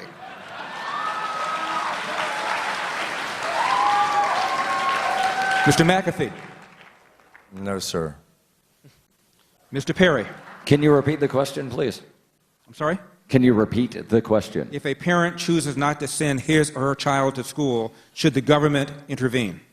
Absolutely not. The government should not be concerned about where a child is or is not at any given time. The government should not be running the schools. The government should not be intervening when people decide to let their child walk down the street to go to the playground. Governor Johnson. No, the government shouldn't intervene, but what we should have is we should be encouraging educational entrepreneurs to be able to have a crack at being able to educate that child in a way that would suit the parents. I just see an incredible opportunity in this country that has gone unmissed. Look, I think education should be at the state level to start with, 50 laboratories of innovation and best practice, but the states that are going to show the best practice are when they involve competition for public education that would reach out to this kid and perhaps satisfy the parents in a way that they're currently not being addressed at all. Mr. Petersen. For too long and too often, public education has been about indoctrination. No, absolutely not. The government should not. I believe in homeschooling. I do believe in vouchers, and I think that we should have a separation of education and state. Mr. McAfee. Should all drug use be made legal or decriminalized, whether marijuana or heroin? And what do you say about people who argue that if you do that, it would lead to more rampant drug abuse? The drug uses remain constant, whether it is criminalized or decriminalized, and all drugs should be decriminalized. I have been in prison more than I'm sure most of, well, any 10 of you combined, for drug use. So I promise you, that hasn't stopped me, or did not until at the age of 38. I've been clean since 38. It did not stop me from using drugs. Nothing will. Neither, if it were free, would I have used any more. I used as much as my body would tolerate of everything. Mr. Perry. I read statutes for fun, and so far I have yet to find the word tomato in any statute. But I don't think anybody here would say that tomatoes are not legal. I think that every substance, whether it be cannabis or crystal meth, should be absolutely as legal as tomatoes. There should not be any regulations on how much you buy, grow, sell, possess, consume, sell to your neighbor, give to your neighbor, throw in the air to land on the ground, wherever it may be. No regulations. Everything should be as legal as tomatoes. Governor Johnson. In 1999, I was the highest elected official in the United States to call for the legalization of marijuana. I think that's good news. In 2016, I'm still the highest elected official in the United States to call for the legalization of marijuana, although apparently Bernie Sanders is advocating such, and I think a lot of that has to do with his appeal among millennials. Look, I think when we legalize marijuana, we will take a quantum leap in this country with regard to drug use. If we were to legalize all drugs tomorrow, the world would be a much better place. 90% of drug problems are prohibition-related, not use-related. That is not to discount the problems with use and abuse, but that should be the focus. Mr. Petersen. Drugs are dangerous. Drugs are dangerous because they're illegal. Drug dealers don't check IDs. When people take drugs, they don't know what they're getting. I believe that if we were to decriminalize all drugs, that we would be living in a safer world. But that's the political issue. The moral issue is that you own your life, you own your body, and you ought to be able to put in it what you please, provided you harm no one else.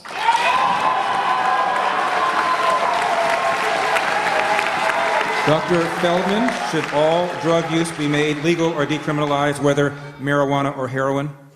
Marijuana should not be legalized like alcohol and tobacco. It should be normalized like caffeine and chocolate.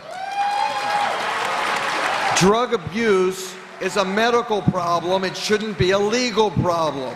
If that worked, we should make cancer illegal, diabetes illegal, hypertension illegal, and we would have a much better, safer, healthier country.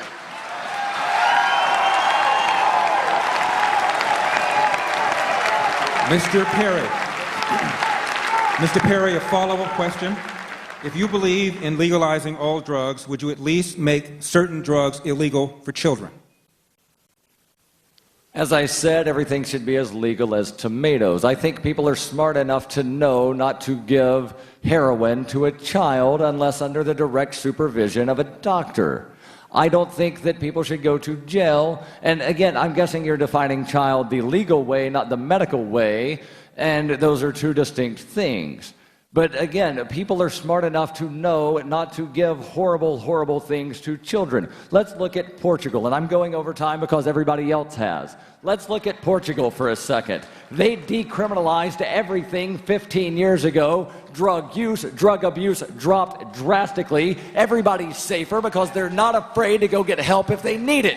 Right now in this country, people are afraid to go get help because if they go to the doctor will call the damn cops.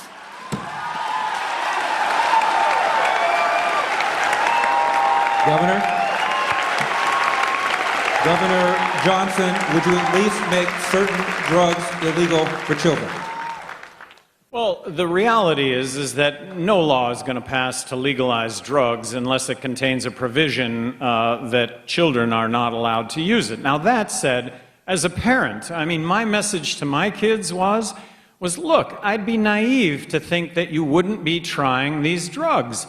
But the problem with drugs is quality, quantity unknown. It's prohibition. And first and foremost, I love you. I love you both. So if you find yourself in a position of being impaired, whether it's alcohol or drugs of any kind, call me, because I'm going to come and I'm going to pick you up because I love you. And that's what we need to tell our kids, is that we love them.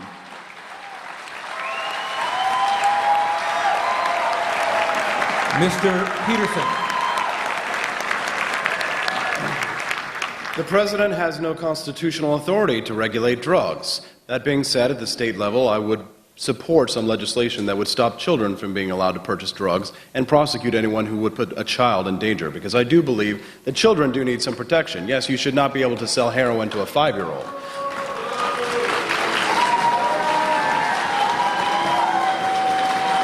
Dr. Feldman. Before we can sell a drug, it has to be tested to make sure it's safe and effective. Congress has a similar mechanism for laws. Before they pass any law, they test it very carefully to see its effect on campaign contributions. If a parent would endanger their child, there's worse problems in that family than drugs. We need to go to the root of the problem, which generally is only made worse by government. There's a lot of problems and a lot of suffering in the world. Adding criminal punishment doesn't help. Mr. McAfee, would you at least make certain drugs illegal for children? If a child goes out to buy drugs and the parents don't know they're gone or where they are, there's a problem. If the child has the money to buy drugs, where do they get it? Aren't you missing it? And when a child comes home stoned and you do not notice it, the problem is not with the seller of the drugs. It is with the parents.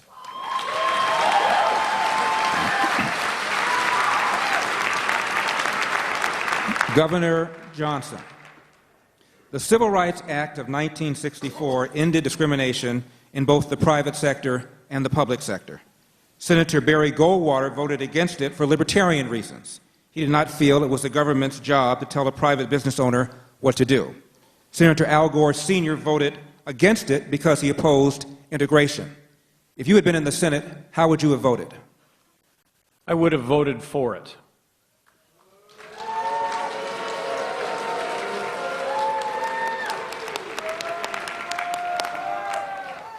No elaboration? Nope. You still have more time? Okay. Mr. Petersen. Can you repeat the question one more time? It was kind of winding. The Civil Rights Act of 1964 ended discrimination in both the private sector and the public sector. Senator Barry Goldwater voted against it for libertarian reasons, feeling that it wasn't the government's job to tell a private owner what to do. Senator Al Gore Sr. voted against it because he imposed racial integration. How would you have voted had you been in the Senate? Wait, you just... I'm sorry? You're asking whether or not I would have signed the civil rights legislation in 1964, yes. Yes, I would have signed. Which is what you said, right. Mr. Petersen, would you have signed the Civil Rights Act of 1964, which ended discrimination in both the public and private sectors? Well, the senator has the power of the filibuster, so I would have filibustered until we abolished Title II, and then we would have gotten rid of the government discrimination.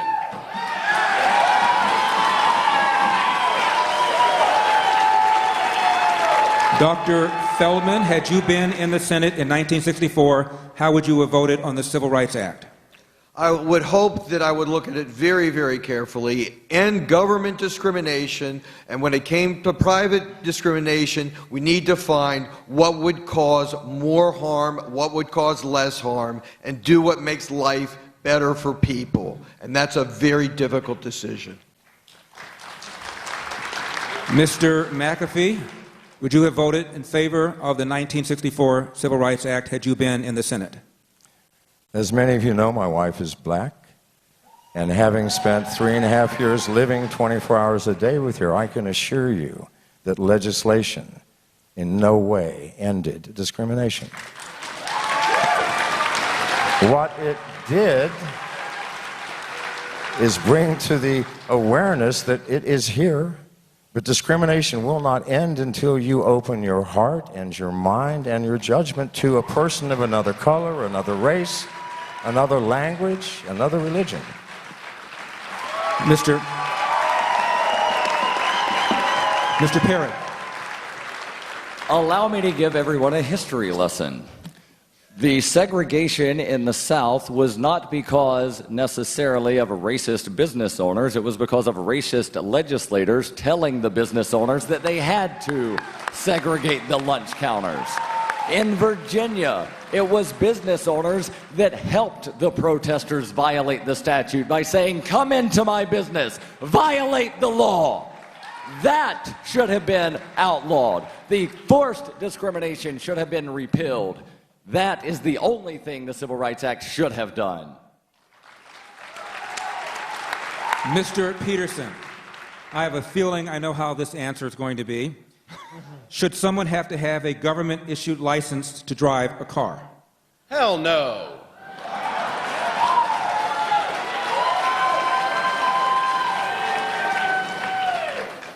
Dr. Feldman.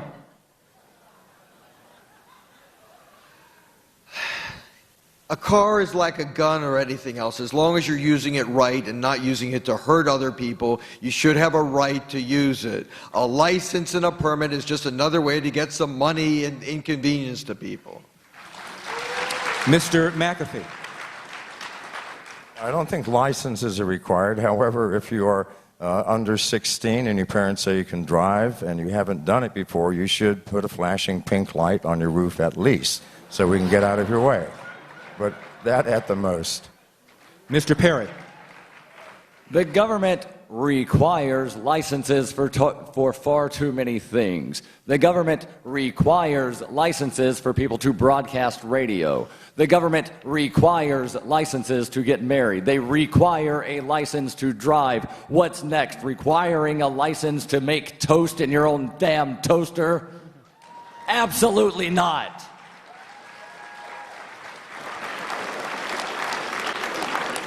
Governor? I think government has a basic responsibility to protect us against individuals, groups, corporations, foreign governments that would do us harm. In that context, a license to drive? You know, I'd like to see some competency exhibited by people before they drive.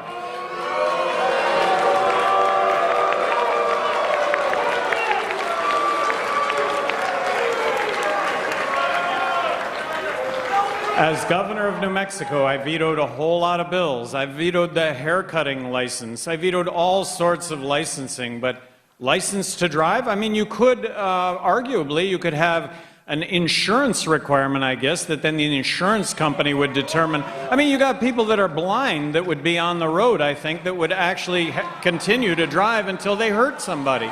I think... Gentlemen, we have come to the end of the question and answer portion of the debate. You now have 60 seconds to make a closing argument. Since Mr. McAfee went first, Mr. Perry, you may go first. I stand before you today not to promise 1% in the general election, not to promise 5% in the general election, not to promise 15% in a poll. What I stand before you today to promise is that all the way through the November election, I will, as boldly as possible and as consistently as possible and as loudly as possible, proclaim the ideas of liberty. I want you to help me help you make the Libertarian Party libertarian again. If you want an actual libertarian on the ticket and you want to help the Libertarian Party actually be libertarian again, not with a watered-down message, but with an absolute message of freedom on every issue, every time, vote for me tomorrow so I walk off of this stage, the Libertarian Party presidential nominee. Governor Johnson, you have 60 seconds. Well, I got to run as a Libertarian in 2012, something I was very honored to carry that banner.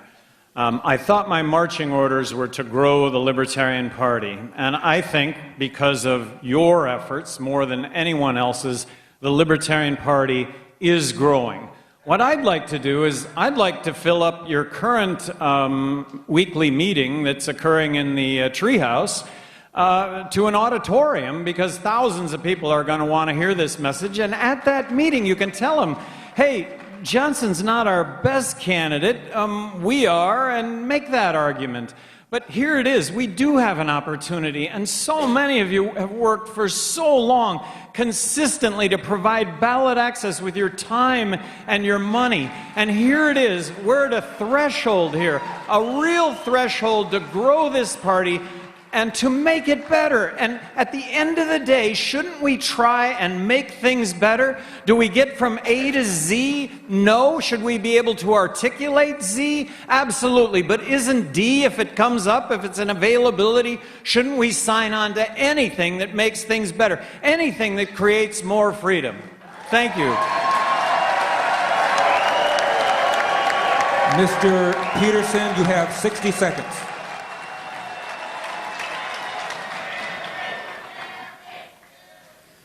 I have a gift for you all.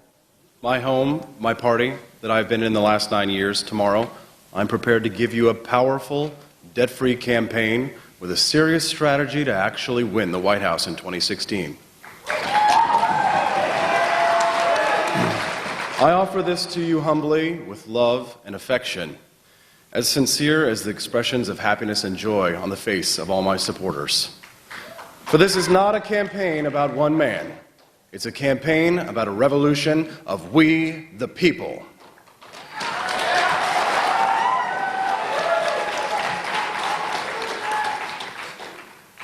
Dr. Feldman, you have 60 seconds. Some may ask, Feldman, is he that libertarian?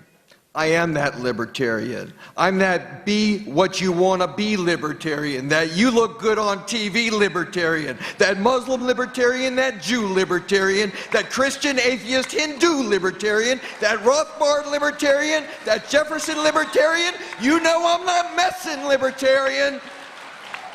That LGBTQ libertarian, no sex libertarian, that MLK Jr. Malcolm X libertarian, that revolutionary honor hall Ron Paul libertarian, that Richard Winger Bill Redpath ballot access libertarian, that Darryl W. Perry no apologies anarchist libertarian, that Gary Johnson New Mexico success libertarian, that Austin Petersen freedom ninja in your face libertarian, that John McAfee world-class badass libertarian,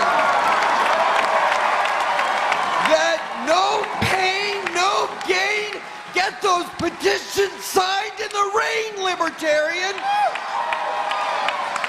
that sorry I'm not sorry libertarian, that can't stand the infringements and abuses libertarian, that right here, right now, no excuses libertarian.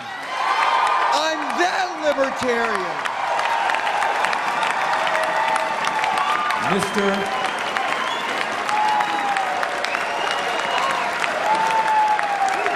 McAfee. Mr. McAfee, normally going last is an advantage. Mr. McAfee, you have 60 seconds. Thank you, Dr. Feldman. I stood up here for 2 hours so that I could speak authentically to you for 1 minute. Please listen. I believe that we are building a skyscraper from the top floor down. And in order to do that, it must be supported by compromise. I believe this in my heart. We are on a train filled with increasing compromise leading to a questionable win. My goal is to derail this train and lay a new set of tracks through the grassroots of this party and build from the ground up. Build from the ground up. I would like to thank Judd Weiss, who is the creative talent of this campaign, vice presidential candidate, and without him, we would not be here, I would not be here, and you would not have the pleasure of seeing his creation, including the art within our party. Tomorrow you have a historic opportunity to make a choice. Do you want to ride the train that you are on and try to build this skyscraper from the top down? Or do you want to apply this enormous energy where it can actually create something of value in the grassroots, the local politicians, the everything that can create a foundation upon which we can build a party that America will see, love, and become part of? Thank you. Let's again thank our 2016 Libertarian Party presidential candidates, Mr. John McAfee, Mr. Darryl Perry, Governor Gary Johnson, Mr. Austin Petersen, Dr. Marc Allen Feldman, and I want to thank all of you who watched on C-SPAN. Thank you so much for covering this.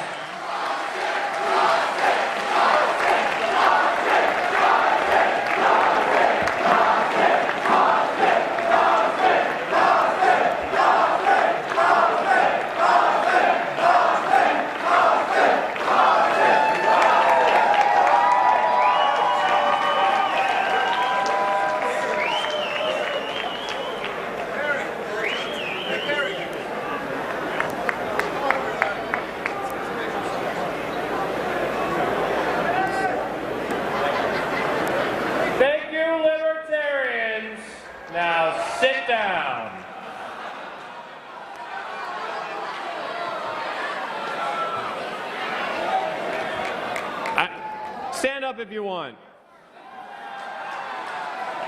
Can everyone give these candidates another round of applause?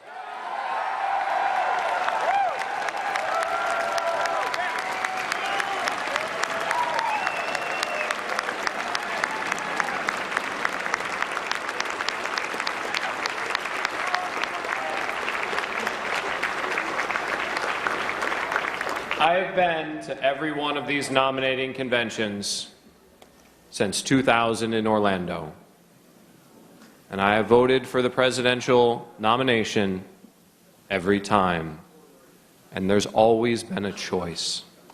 There are always choices we have to make, and I firmly believe that this year, you, the delegates of the Libertarian Party, have the best and the toughest choices that I have ever seen.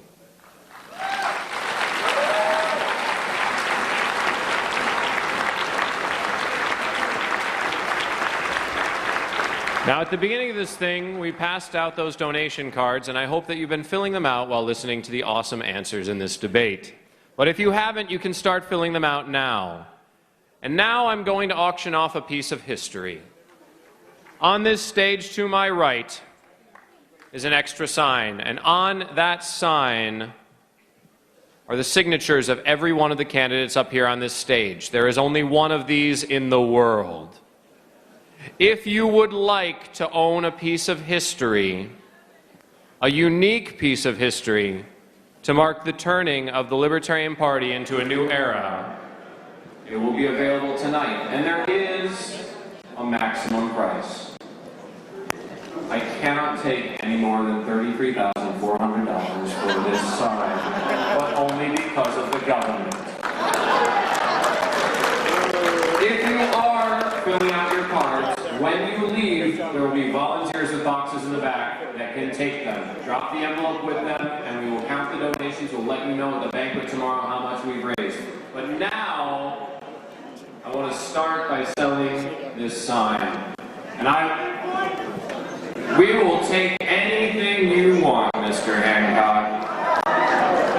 Would you like to open the bidding in how many Bitcoin? 2 Bitcoin. Can someone give me a market price on 2 Bitcoin? $1,000 in FRNs.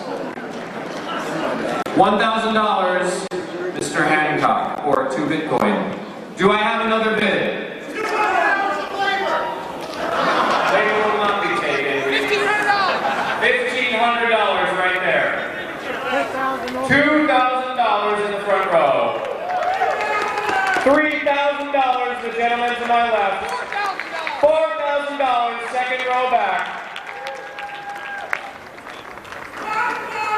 $5,000 to my left. $5,500, this man wants it.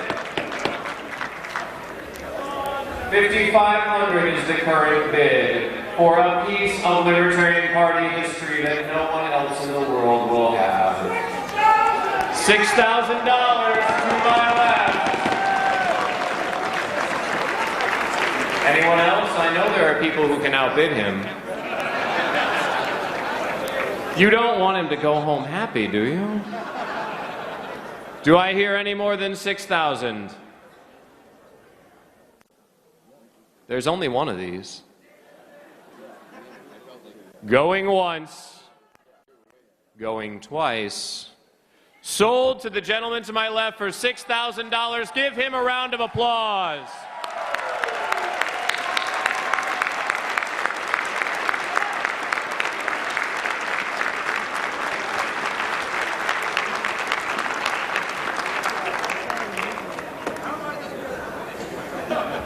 Thank you all. Thank you on C-SPAN, everybody who's watched this debate. Thank you everyone who's here. Thank you for making this possible. This is our time. This is the Libertarian Party's time. Please fill out your cards, give them in the back. Thank you, and we'll see you tomorrow bright and early for business.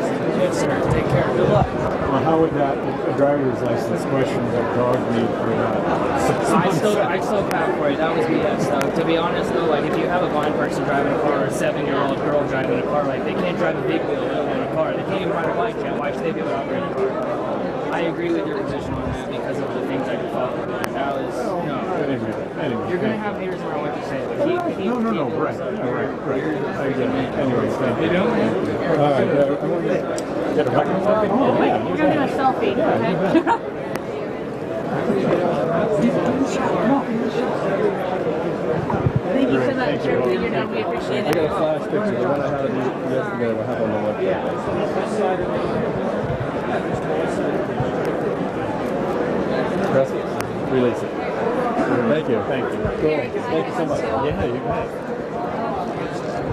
I'm a huge fan. Thank you. Thank you very much. Sign your face. Sign my face. Yeah.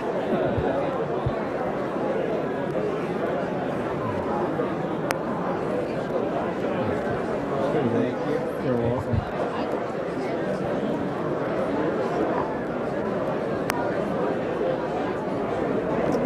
Thank you. Great job. All right. Great job. Oh, thank you. Good to be done. Good to be done. Go get him, Gary. Carla, good to be done. Good to be done. Good job. Thank you. Thank you. Pleasure. Absolute pleasure. Thank you. Glad it's over with. Oh my gosh. It's a pretty sample crowd. Oh, hey. Thanks. Oh, thank you very much.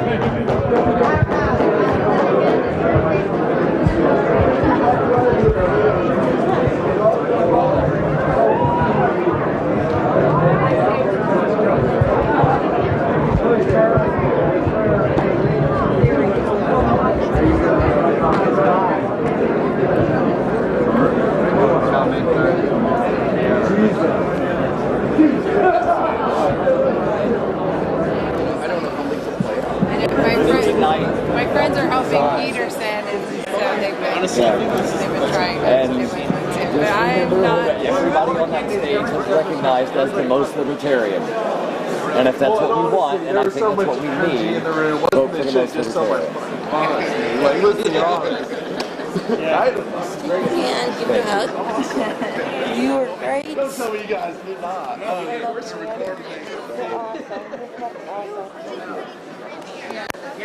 hope I got your vote. Well, hold on. Alternates might be able to vote. If somebody in your delegation that's a delegate does not show up, you can vote. I'll find out tomorrow, I guess. I don't know how to find out. What state are you in? Okay, yeah. When you get here in the morning, if somebody from your delegation that's a delegate is not here, you can vote in their stead. Yeah, go ahead. Check with the registration desk. They'll straighten you out. Excellent job, Darryl. Thank you. Good man. Thanks. Who you with? Nice. You guys looking for a quote or just getting B-roll? Live. Yeah, even looking. So you're live on me right now. It looks like you even combed your hair a little bit, man. Looking sharp. They want you, not me. They want me, certainly. So here at the Libertarian Convention, just had the debate, and I've had several people come up and tell me that I did an amazing job. And I know I did an amazing job, but it's always great to hear it. And one thing that I'm doing is trying to make sure the Libertarian Party stays libertarian. There's some people saying we need to get this magical 5% threshold to get a government welfare check. I want to remind people what happened to the Reform Party when they got a government welfare check. People started infiltrating the party and fighting over the money. The Reform Party splintered in 2000.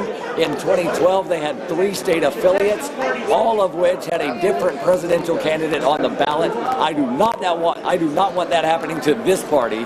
I want this party to stay libertarian for my entire life and beyond. I really can't think of that. I haven't thought that far ahead. Only on short way. Tomorrow, more Road to the White House coverage.